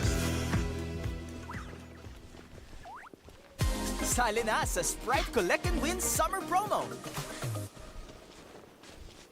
Yeah, I know. Emmanuel and I belong to the troubleshooting department. I know that we have caused you a lot of inconveniences, but before canceling your subscription, may I ask you a final question, if that sounds Like fair I to you, said sir? to the other agent, I don't want to hear anything else. Just transfer me to the customer service Sir, department. I will transfer you, but please take into consideration all the time you will use up during the whole process of canceling our service and acquiring a new internet provider. That's my business, not yours. But your daughter won't be able to access the internet, and this will impact her metrics and deadlines. Okay, so what's your question? By any chance, did you put the router in an enclosed area? Well, yeah, I did put it in a cabinet because it was gathering dust and the router is very Mr. expensive. Spectre, we need to ensure the router is in a well-ventilated area and open area so that it can work properly. Can you please take it out? Okay, let me take it out of the cabinet. The connection seems to be working now. Great. The cabinet was the problem then. Please bear in mind that wireless signals will degrade when going through brick, metal, steel, lead, mirrors, water, large appliances, glass, etc. Well, I didn't know that. I feel very embarrassed and ashamed for all the troubles I've put you through. Joshua, please forgive my No bad rudeness. I feelings, didn't Mr. mean it. Spectre. We are here at your service and we totally understand the situation. Well, guys, have a nice day and thanks for your Okay, assistance. goodbye, sir. Have a nice day. Goodbye, sir. Have a nice day, sir. Connection drops. Connection drops. When the connection to the internet constantly goes offline, connection drops. The verb to crimp. To crimp. It means to restrict the growth or development of something. To crimp. The verb to crimp. To prompt. To prompt. It means to request to enter data. This term is usually used in computing. To prompt. To prompt. To request to enter data. Deft command of. Deft command of. To have skills, talents, or expertise on something. Deft command.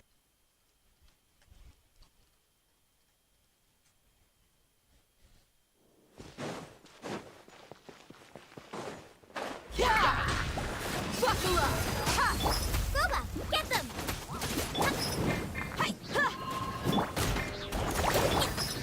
Gloves off!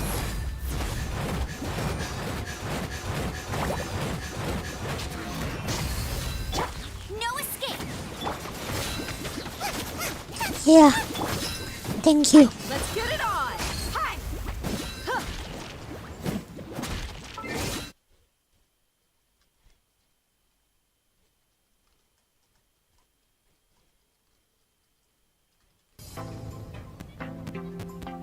To be fed up with. It means to be in the end of a situation, to be unhappy with something. To be fed up with. To be fed up with. To explore every avenue. To explore every avenue. Well, it means to exhaust all the possibilities at hand. To explore every avenue. To explore every avenue. Well, guys, did you notice all the phrasal verbs and vocabulary used in this video that might be advanced or uncommon for you? Please let us know and we will try to clear up all your doubts. And if you enjoyed the video, please give the thumbs up and support us by hitting the subscribe button. We will bring more videos so that you can be primed. What voice? I'm using voice changer.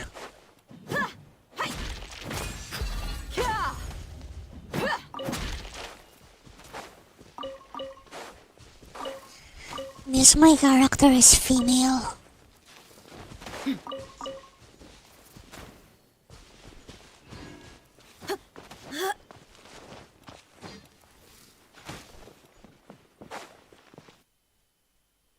For the real thing.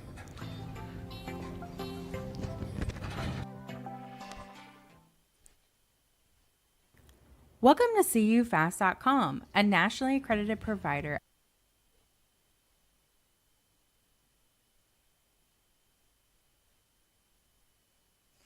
Okay, now let's do billing.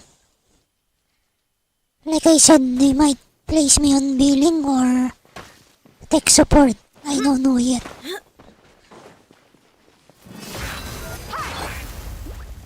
Let it rain! Yes.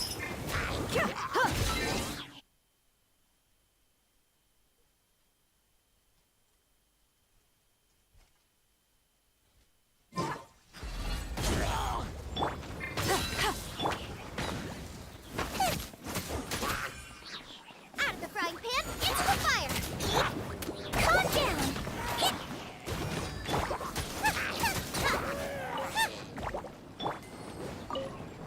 Don't slip!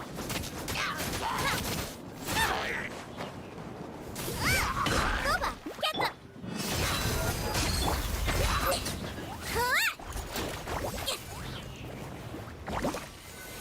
Where's the tray? Where's the chest?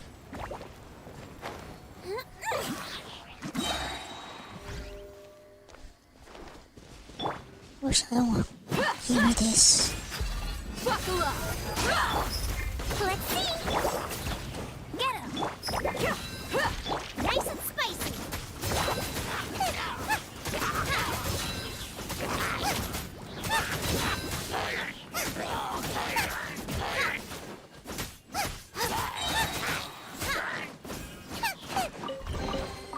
What a bountiful harvest! Z.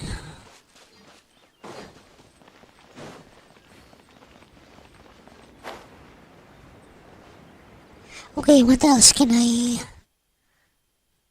Billing account. Okay, billing. That's perfect. Billing account. Hey everyone, it's Sheena, and in this mock call, you will learn the following.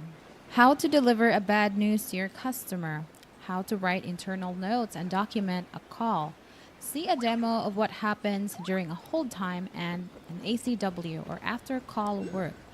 How to compose a confirmation email. When to confirm a customer's account and when not to. How to put a customer on hold.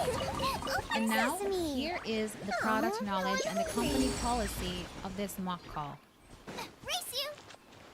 Out of the frying pan, I want you to take a minute to at least familiarize all of these information so you will be able to better understand the mock call.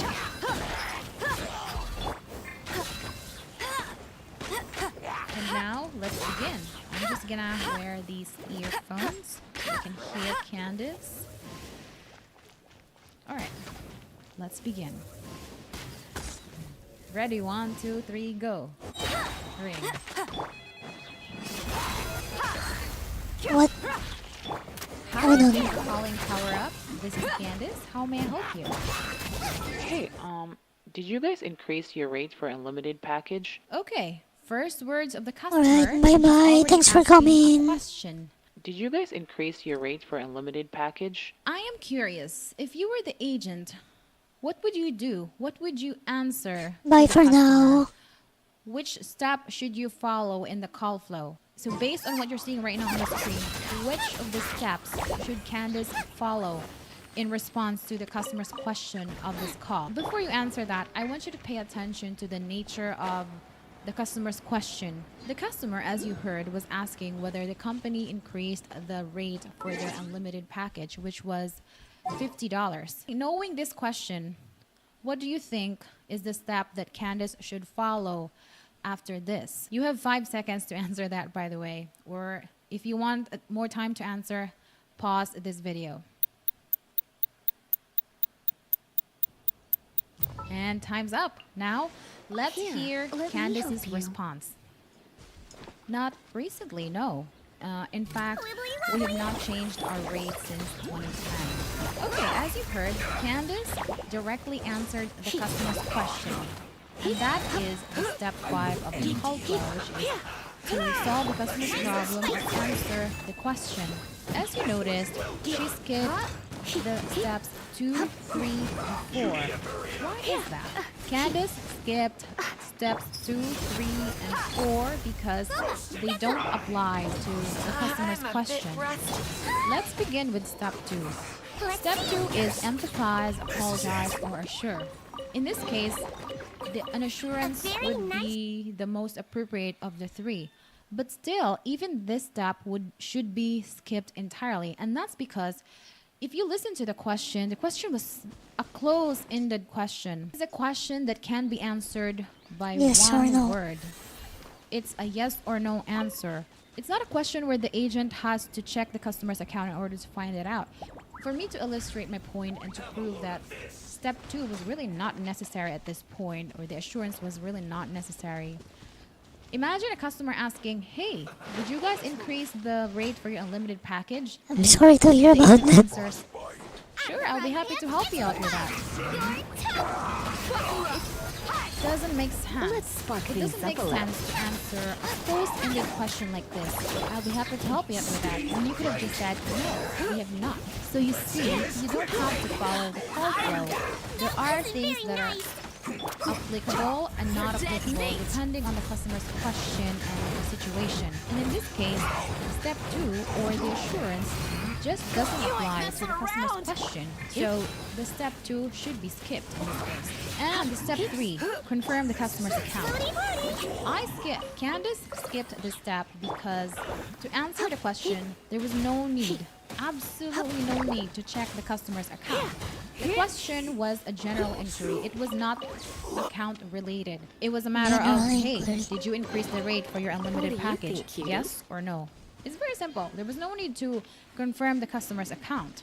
Now, for the step 4, probe or ask relevant questions. Still, it doesn't apply because the question was so stupid simple. It was so simple. There was no need to probe or ask the customer to verify what she's really asking. Did you increase the rate for your unlimited package? Yes or no?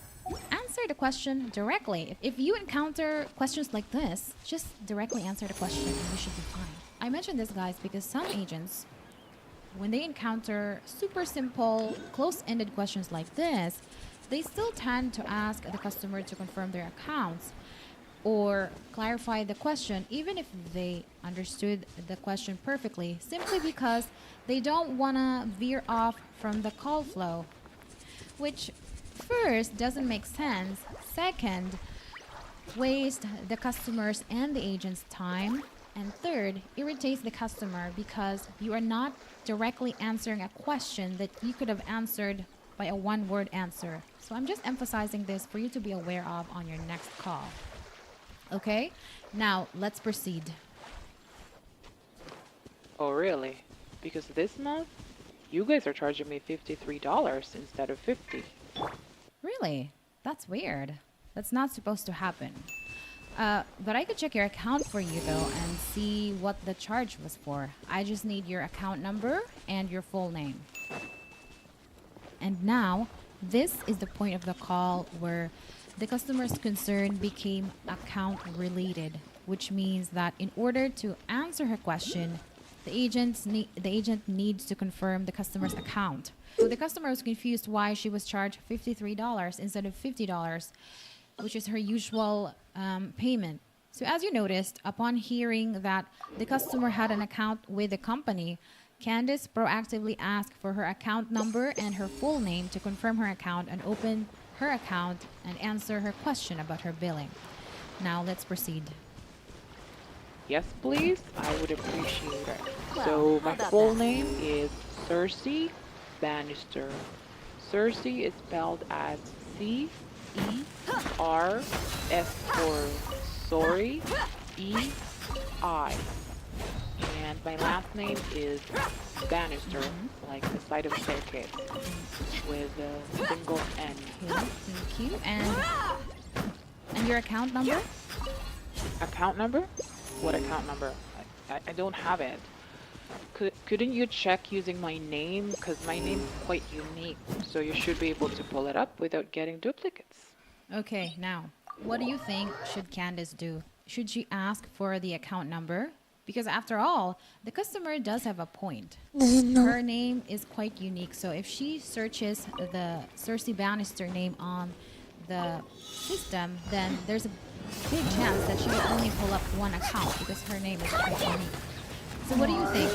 I want you to review the product knowledge for this. Another In order to answer this. Another piece of information. You're in for a little shock. That's what I would know. And now, let us hear what Candice is going to But say. your face will get tired. For security purposes, I would need both your full name and your account number. You should find your account number at the top right corner of your billing statement. Okay, as you heard, Candice insisted on having the account number along with the full name. And that's because it's not just about being able to pull up the customer's account, it's also about security purposes. Therefore, Candice told the customer that for security purposes, we need both your full name and your account number. Another thing that I want you to notice with Candice's reply is the second sentence where she said, I'm just going to replay it so you will be able to hear it again. For security purposes, I would need both your full name and your account number. You should find your account number at the top right corner of your billing statement. So as you heard, Candice didn't just say, I really need your account number and full name for security purposes. No, she didn't stop there. She also explained and instructed Cersei on how to find the account number. Candice anticipated that the reason for Cersei's reluctance to give her account number is because she doesn't know her account number, she doesn't know where to find it, and she's too lazy to find it. So in this case, Candice did not wait for Cersei to ask, where is my account number? Come How a can I little find closer. it? No, she You've directly been a naughty instructed boy. Cersei on how to find the account number. This way, there's less back and forth, and there is less chance for the customer to be irritated because you already gave her what she wants before she even asked for it. In customer service, guys, it's extremely important to develop this ability to read between the lines. Loom's superpower is amplifying you, opening up a new world of productivity, focus, and free time. Record your screen, camera, and voice to bring more of you to your message. Capture ideas easily and say what you want to say in a fraction of the time it takes to write a message. Move meetings. There are things that the customer will not directly tell you, but as the agent, you should be able to anticipate. In this case, Cersei only said, what account number? I don't have the account number. Couldn't you just pull it up using my name because my name is quite unique?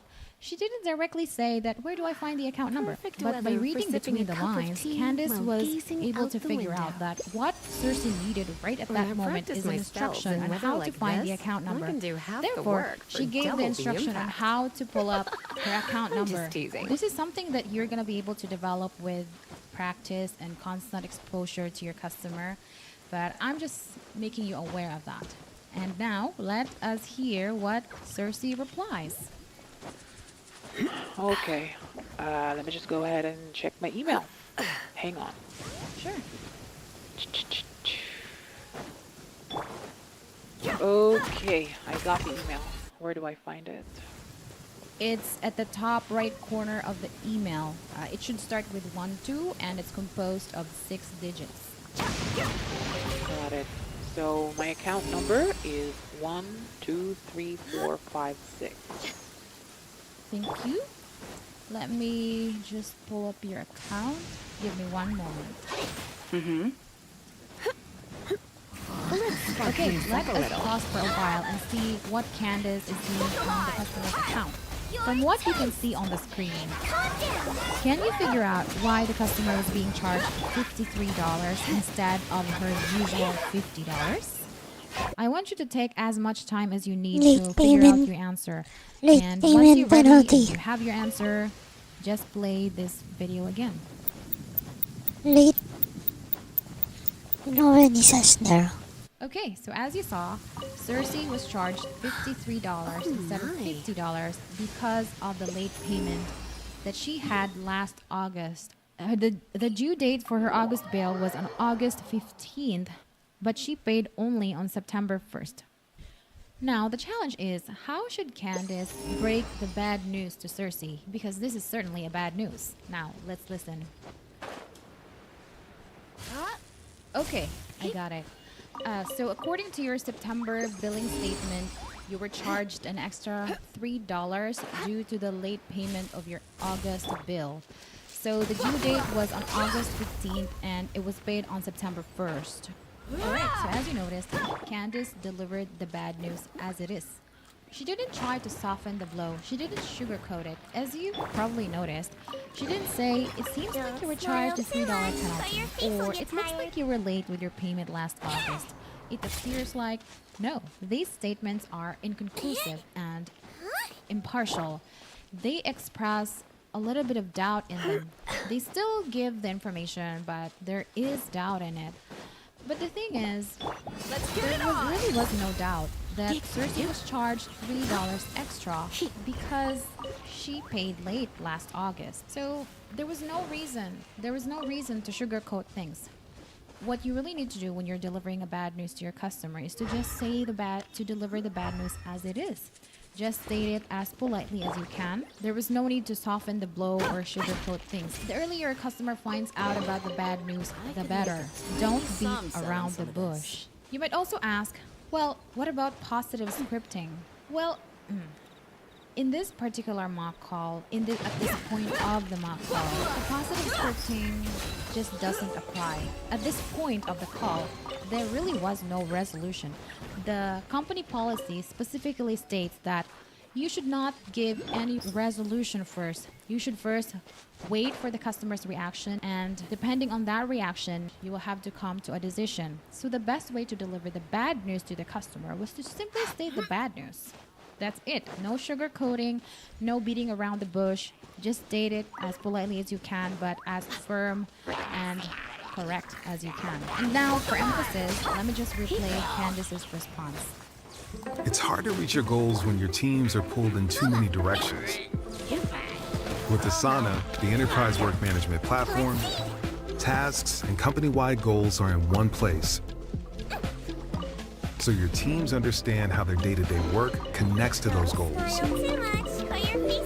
And everyone's aligned. Asana, a smarter way to work. Try it for free at asana.com.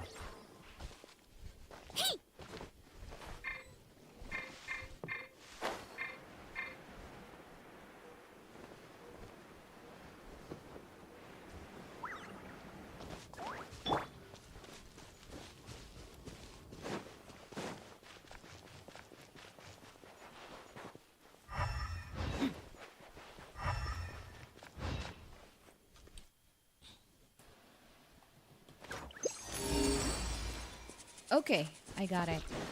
So according to your September billing statement, you were charged an extra $3 due to the late payment of your August bill. tidy sum, So the so-and-so. due date was on August 15th and it was paid on September 1st. Wait, what?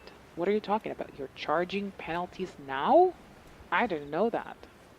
Yes, Cersei, this was written on the terms and conditions when you signed up. Alright, again, if you check the product knowledge, if the customer says that she's not aware of the penalty, your rebuttal is supposed to be that the penalty was written on the terms and conditions when the customer signed up with the company. So this is a check. Now, let us hear the customer's reply. Ah, I see. So, let me just get this straight.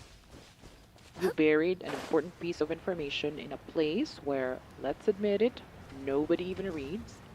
And now, you're expecting me to pay for a penalty that I'm not even aware of, except for the person who wrote your terms and conditions. I mean, help me understand. Because I'm at a loss here. I really am. You don't seriously expect me to pay for the penalty, do you? We understand that could happen I mean, sometimes. it's not a big amount, but I think it's just disappointing, really. I have been with you guys for 4 years now, and this is the only time. What do you think, cutie? Not intentionally, mind you, because I would have paid on time if it was up to me, but I had an issue with my bank. It took them days to fix it. It's just disappointing. One mistake, without warning, whoop, my $3 went down the drain. You know what I mean? It's disappointing. To think that I have been with you guys for 4 years now. There must be something you can do about this. Okay, at this point of the call, I think it's perfectly clear that Cersei was extremely unhappy about the penalty. And although she was not really angry about it, she was not really irate, her tone was far from aggressive. We can definitely say that she is disappointed. Her response was lengthy. In fact, there was one point where she interrupted Candace while she was talking, and she just poured her disappointment. So I think it is safe to say that Cersei is not happy about the charge. And based on the product knowledge, if the customer is unhappy about the charge, your job, the agent's job, would be to give her a one-time exception and exempt her from the penalty. But that's going to be under one condition, which is the customer is only eligible for a one-time exception if she hasn't been given a one-time exception before. And according to our information here, it says that Cersei hasn't been given a one-time exception. In fact, this was her first time being late on her payment. So Cersei is definitely eligible for a one-time exception from this $3 charge. Now, let us hear Candace's reply. Totally, Cersei. I understand. I honestly don't read the terms and conditions myself when I sign up for services. And exactly. I know that our management understands this. So that's why, because this is your first time getting this penalty and you have been with us a long time now, I can say it in your account that you have been with us since 2015. We can definitely give you a one-time exception and cancel the $3 penalty from your charge. Okay, as you probably noticed, Candace tried to build some rapport with the customer here. She stated that she herself doesn't read the terms and conditions when she signed up for services. And second, she also acknowledged the fact that Cersei has been with the company for a long time. And she even stated the year that Cersei signed up with the company. And that was actually what Cersei said before, that she has been with the company for a long time. And Candace is just reiterating it. Candace is just repeating it to just kind of connect with Cersei and to say that, yes, I feel you. I don't read the terms and conditions myself, and I'm seeing it here that you have been with us for 4 years now. So that's why you deserve this one-time exception. But I have to remind you guys that when Candace said that she doesn't read the terms and conditions herself when she signed up for services, it was only okay to say so because the company is allowing the customer a one-time exception. If it was the opposite, if the company really wanted the customer to pay up, then Candace saying that she doesn't read the terms and conditions would be inappropriate and even bad for the company's integrity and reputation. If the company is not giving Cersei a one-time exception, it wouldn't make sense for Candace to say that, oh, I don't read the terms and services myself. But in this case, because the company is giving Cersei a one-time exception, then it's perfectly safe and harmless for Candice to admit that she doesn't read the terms and services. Okay, a word about rapport statements. In this call, what if Candice didn't build a rapport with the customer? What if she only stated the resolution, which was to exempt her from the penalty? What if she only said, because this is your first time encountering the penalty, we can give you a one-time exception and cancel the $3 from your charge? What if she only said that without saying that, oh, I don't read the terms and services myself, and I know that you've been with us for 4 years now? What if she didn't include that last part? What if she only said that I'm going to exempt you from the penalty as a one-time exception? Would the customer still be happy? Would the customer still be satisfied? Would the call fall apart without the rapport statement? Well, not necessarily. Even if Candice didn't try to build a rapport with the customer, the call would still be fine, and the customer would still be happy, because after all, the customer really just wanted to be exempted from the charge. But if you were the agent and you really wanted your performance bonus and you want a higher QA score, then you want to build rapport with the customer with every opportunity that you can get. And this here is a perfect opportunity to build rapport with your customer, because she's disclosing a lot about herself and you want to connect with her. And this right here is the perfect time to build that connection with the customer. And if you don't, if Candice didn't, then her QA score would be lower. But since she's able to give her the resolution, then she would still pass. But still, there would be a deduction from her score. So if you really want the performance bonus and you want a higher QA score and maybe you promote it someday, then try to build rapport with your customers as much as you can in every opportunity that you can get. Okay. Also, building rapport with the customer will help the customer remember you. You will be more memorable to the customer. And if your account sends CSAT surveys to your customer or customer satisfaction surveys to your customer, then there's a higher chance that they would answer the survey in your favor. So that if that is your goal, then you definitely should build rapport statements with your customer. Honestly, I myself, I don't like building rapport with my customer. I just want to get it over with as soon as possible. But sometimes I try, but honestly, it makes me cringe to try to kind of connect with the customer. But I think it is something that you should develop if you really want to excel in this industry and to get better money, you know. Okay, that is all. And then, now, enough talking. Now, enough talking. Let us hear what Cersei's reply is. Oh, thank you. That's exactly what I need. Thank you so much, Candice. No problem at all, Cersei. We give a leeway for cases like this. And also, I have to remind you that this is only going to be a one-time exception because this is your first time and you were not aware of this penalty. We are more than happy to exempt you from this charge. Okay, and here, Candice reminded the customer that it was only a one-time exception. The next time that she's going to have a late payment again, then she will have to pay up.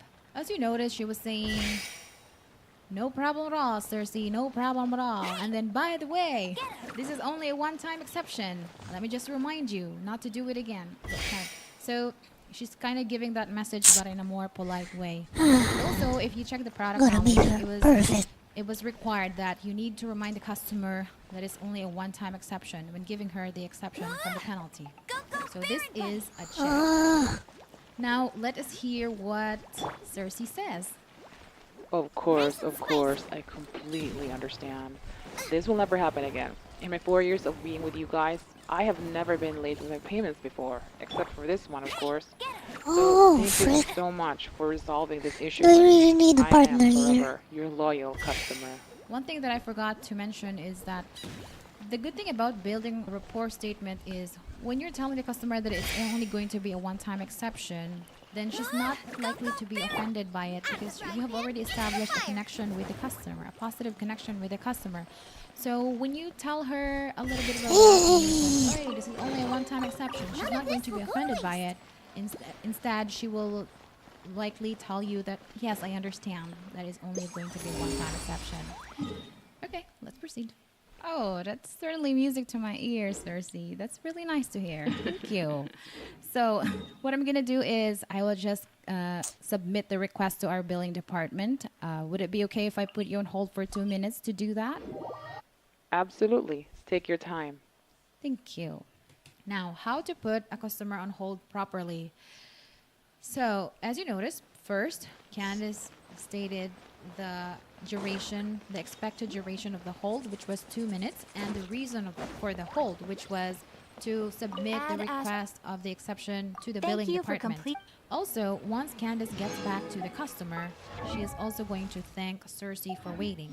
She can just say something like, "Thank you for waiting, Cersei," and then state the resolution. And now, let's proceed. And now that Cersei is currently on hold, Candice is now going to make the necessary arrangement to submit the request to the billing department and exempt Cersei from the charge. So as you can see, the step 1 is to send an email to the billing department at billing@powerup.com with this format, with the subject, account number, customer name, and penalty amount. So if we are going to use Gmail as our email provider, this is how it would look like. We have here the email of the billing department, and then the subject and the account number and customer name, which is Cersei Bannister, and the amount for the late payment. Mind you, once you're on the floor, you're not going to be using Gmail. You're going to probably be using Outlook most of the time, usually. But this is only an example. I don't have an Outlook account right now, so I can only show you a Gmail. But this should give you a pretty good idea on sending a request to certain departments. I also have to remind you that depending on your account, the process for doing certain things is going to vary.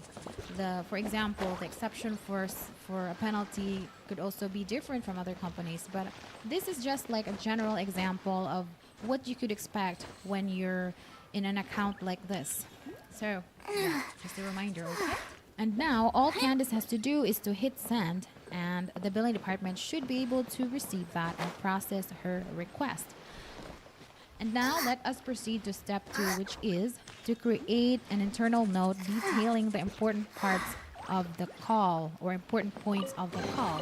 Now, what is internal note? As the agent, it is your job to create internal notes for the next agent to see. This, by the way, is an example of the internal note. As you can see, customer wasn't happy about her penalty. She was given an exception and was reminded that there was only a one-time exception. Refund request sent to billing team. So as you can see, it stated everything that happened during the call. The next time that the customer calls in relation to that issue, the next agent will already know what happened in her previous call. So she doesn't have to ask the previous agent about it because it's already stated in her account. So that is the use for internal notes. Internal notes, by the way, are not seen by customers. Only the agents and the people working under that account have access to internal notes. You will understand that internal note is going to be very important in my next mock call, because in my next mock call, this same customer, Cersei, is going to call about the same issue, and she's going to be asking an exception, which the agent will not be able to give anymore because she has already been given a one-time exception. So watch out for that mock call. It's going to be an example of a dead-end mock call where the customer refuses to hang up the phone to get what she wants, but the agent couldn't provide it for her. So definitely watch out for that mock call. And now let's proceed. 2 minutes later. No pain, no gain.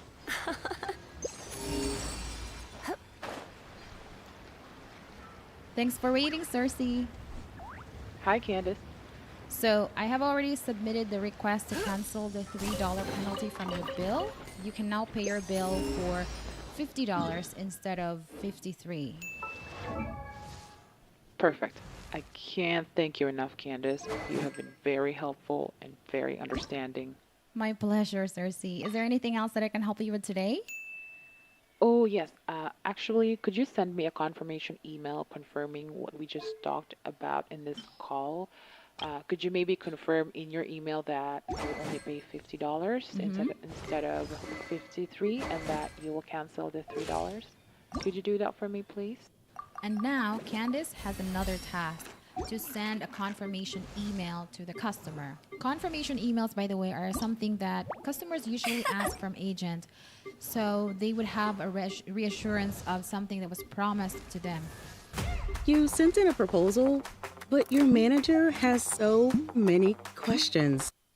In this case, she was promised a one-time exception, and because she really wanted it to be secure and true, then she requested Candice to send the email to her in writing. And now, for Candice to be able to send the confirmation email to the customer, she has 3 options to do so. First is to put the customer on hold for a second time. This is okay if you're not trying to reduce your hold time.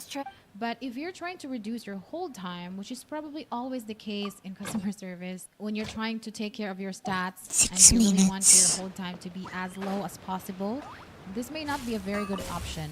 So we're not going to use this in this mock call.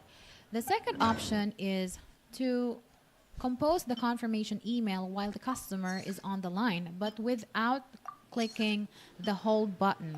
This way, the system is going to add that time to your average handling time, but not to your hold time. This is probably not okay if you're trying to reduce the average handling time for each customer, but this is already better than option 1, which increases your hold time.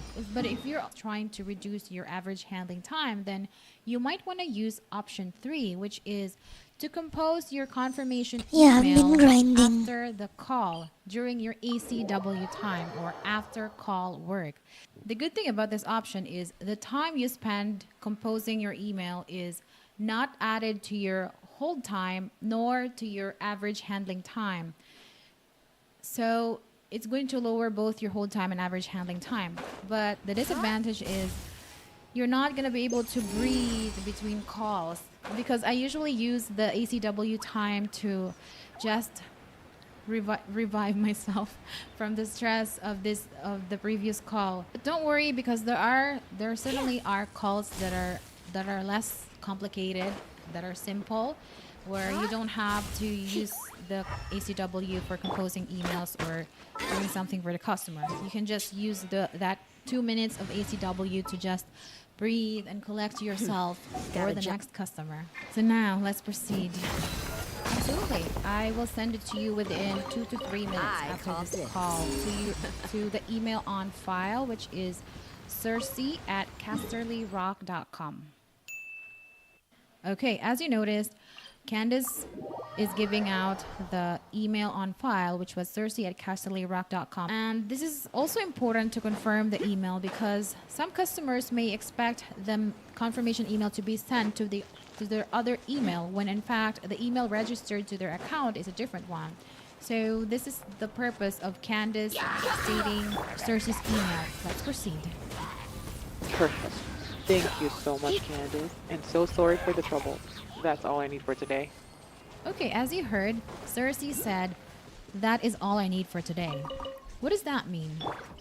That means that Candice doesn't have to perform step 6, which is to offer additional assistance, because Cersei already answered that question for her before Candice could even ask. She said, "No, thank you, Candice. So sorry for the trouble. That is all I need for today." So in this case, there's no need for Candice to say, "Is there anything else that I can help you with today?" because it wouldn't make sense. She can That's now exactly what close the call. I No trouble say. at all, Cersei. No trouble at all. If that's all you need Is for there today, anything then else I can help have you a with fantastic today? day. Thank you for calling Power Up. You too, Candice. Have a fantastic shift. Bye. Bye. I could make a tidy sum selling some of this. And now for the after call work, Candice is now going to compose her confirmation email and send it to the customer. So this is an example of a confirmation email. First is you're going to say, "Hello, Cersei." Hello, first name of the customer. That's the opening. And then, "Thank you for contacting Power Up." That's branding. You have to state your company name. Thank you for contacting Power Up. And then there's the meat of the email, the body of the email, which this is exactly what the customer wants to read from Candice. As per your request, we have canceled the $3 payment penalty from your account. The amount for your September bill is now $50, previously $53. And please note that this is only a one-time exception. You may now pay your bill for the amount of $50.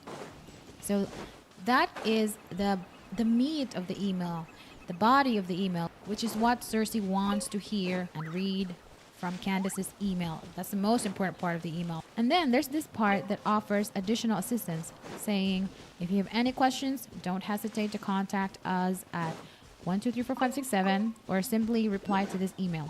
Have a great day. Candice Mackerel, Customer Service Representative. So that should do it.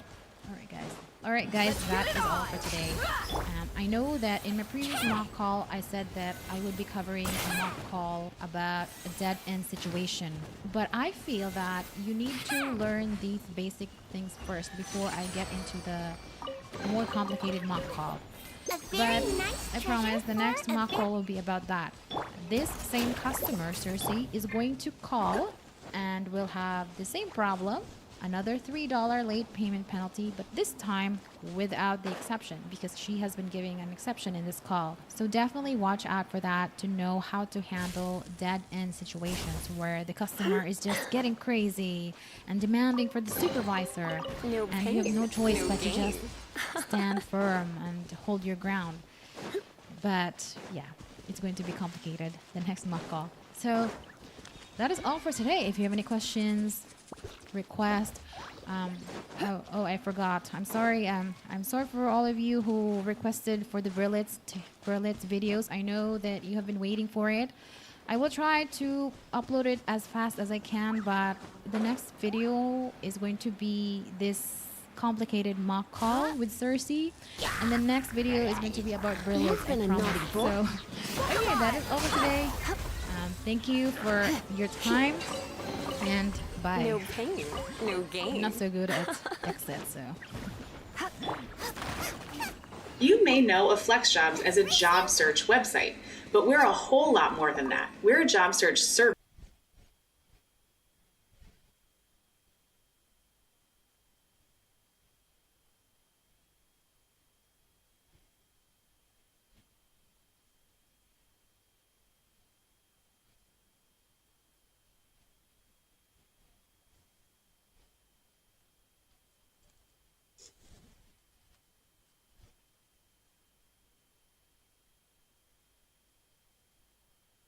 They'll go.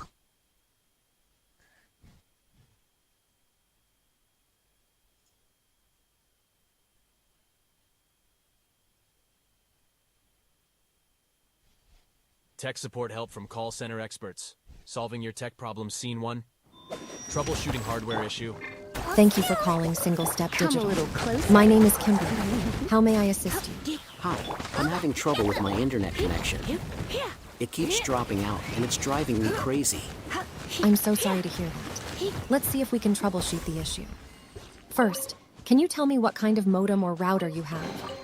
It's a Net Enforcer. Hold on, let me check the number. It's TD2800. Okay, model TD 2800. Let's start by resetting the modem. Can you unplug it from the power source and wait for 30 seconds, then plug it back in and turn it on? Yes, I've already done that several times, and it hasn't helped. I understand how frustrating this can be. Let's try something else. Can you try connecting your computer directly to the modem with an Ethernet cable and see if you're able to get a stable internet connection that way? Okay, I'll try that, but it was plugged in before. Oh, I see. Well, let's give it a try and see what happens. It's actually working now. I can't believe it. I'm glad to hear that. Do you want to try to access a website just to... It's actually working, but it was plugged in before. Oh, I see. Well, let's give it a try and see what happens. It's actually working now. I can't believe it. I'm glad to hear that. Do you want to try to access a website just to make sure? Yeah, that's a good idea. Hold on. Looking good. Yup, it works fine. Great. Is there anything else I can assist you with? No, that's all. I'm so glad we got that resolved. Thanks for your help. My pleasure. Thank you for calling Single Step Digital. Goodbye. Scene 2. Thank you for calling Single Step Digital. My name is Ryan. How may I assist you? Hi there. I'm having trouble with my computer. It keeps freezing up and I can't get anything done. I'm very sorry to hear that. Let's see if we can troubleshoot the issue. Could you tell me which version of Windows you're using? It's Windows 10. Alright, let's try running a system file checker to see if there are any corrupted files that need to be repaired. Can you open the command prompt as an administrator? No, I don't know how to do that. That's okay. I can guide you through the steps. First, type command prompt into the search bar in the bottom left corner of your screen. Right-click on it and select Run as Administrator. All right, I seem to have done that. Now, type sfc/scan now and press Enter. This will scan your system files and repair any corrupted files that it finds. How long is this going to take? I have a lot of work to do. It shouldn't take too long. It depends on the size of your hard drive and the number of files that need to be scanned. Hey, it's actually working now. That was fast. Thank you so much for your help. You're welcome. Is there anything else I can help you with today? No, that's all. Thanks again. You're very welcome. Goodbye. Scene 3. Thank you for calling Single Step Digital. My name is Stephanie. How may I assist you? Hi, my printer is acting up again. I've tried everything I can think of, and I'm about ready to throw it out the window. I'm so sorry to hear that. Please don't throw it out the window. Let's see if we can troubleshoot the issue. Could you please tell me what kind of printer you have? It's a Canon Pixelator CW4000. Alright, let's start by checking the ink levels. Can you go to your printer settings and see if any of the ink cartridges are low or empty? Yes, I've already checked that. The ink levels are fine. That's not the issue. I see. Let's try something else then. Have you tried resetting the printer to its default settings? No, I haven't. Well, how do I do that? First, turn off the printer and unplug it from the power source. Then, hold down the power button for 15 seconds. After that, plug the printer back in and turn it on again. Okay, I'll try that. Let's give it a minute or so. It's making some noises. That might be a good sign. Okay. Wait, I hear some paper moving. Yes, hold on. It's actually printing again. I can't believe it. I'm so happy to hear that. Is there anything else I can assist you with? No, that's all. Thank you so much for your help. I really thought my printer had died. I am so glad we brought your printer back to life. Don't hesitate to reach out to us if you have any further issues in the future. What's your name again? My name is Stephanie. Okay, Stephanie. Thanks again. You're welcome, sir. Have a nice day. Goodbye. Remember to watch our other role-play videos.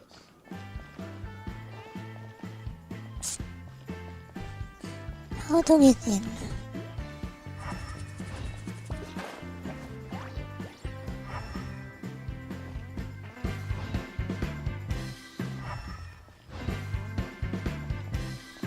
Looks like there's a lot of treasure inside. Oh wow.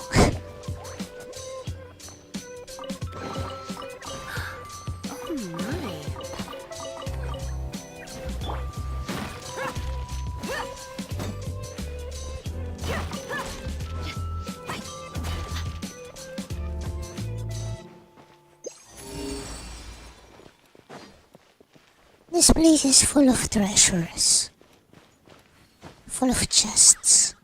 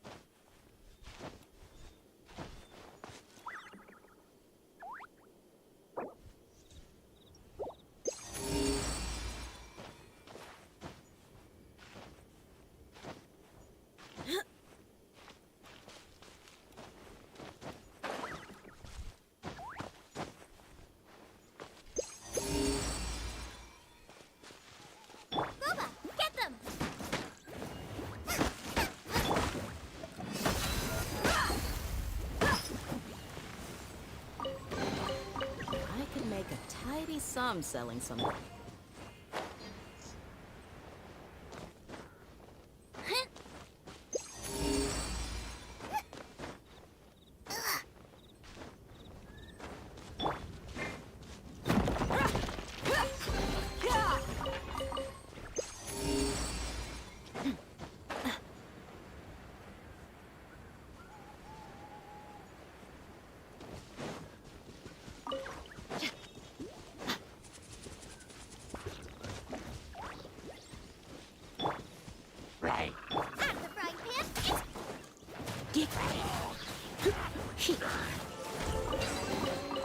No pain, no gain. Calm down.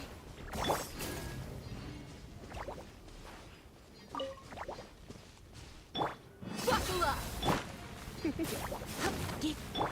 Nice and spicy.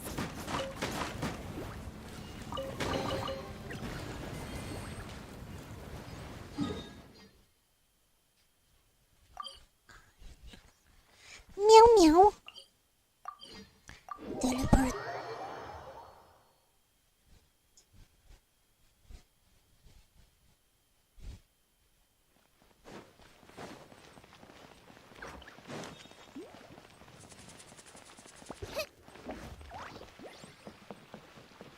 Add as.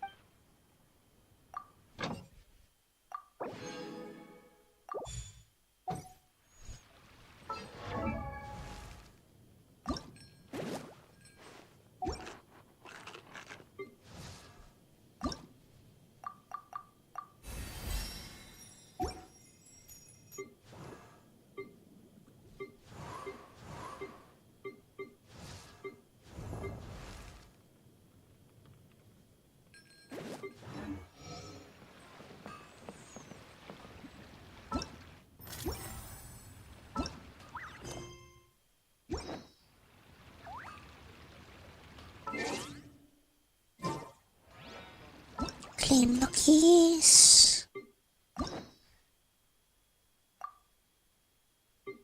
What else can we do?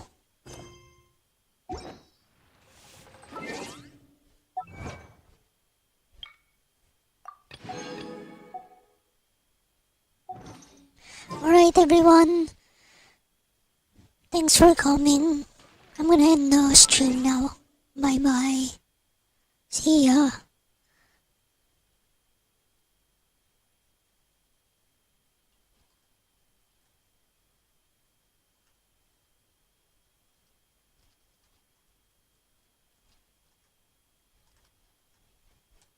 Bye bye.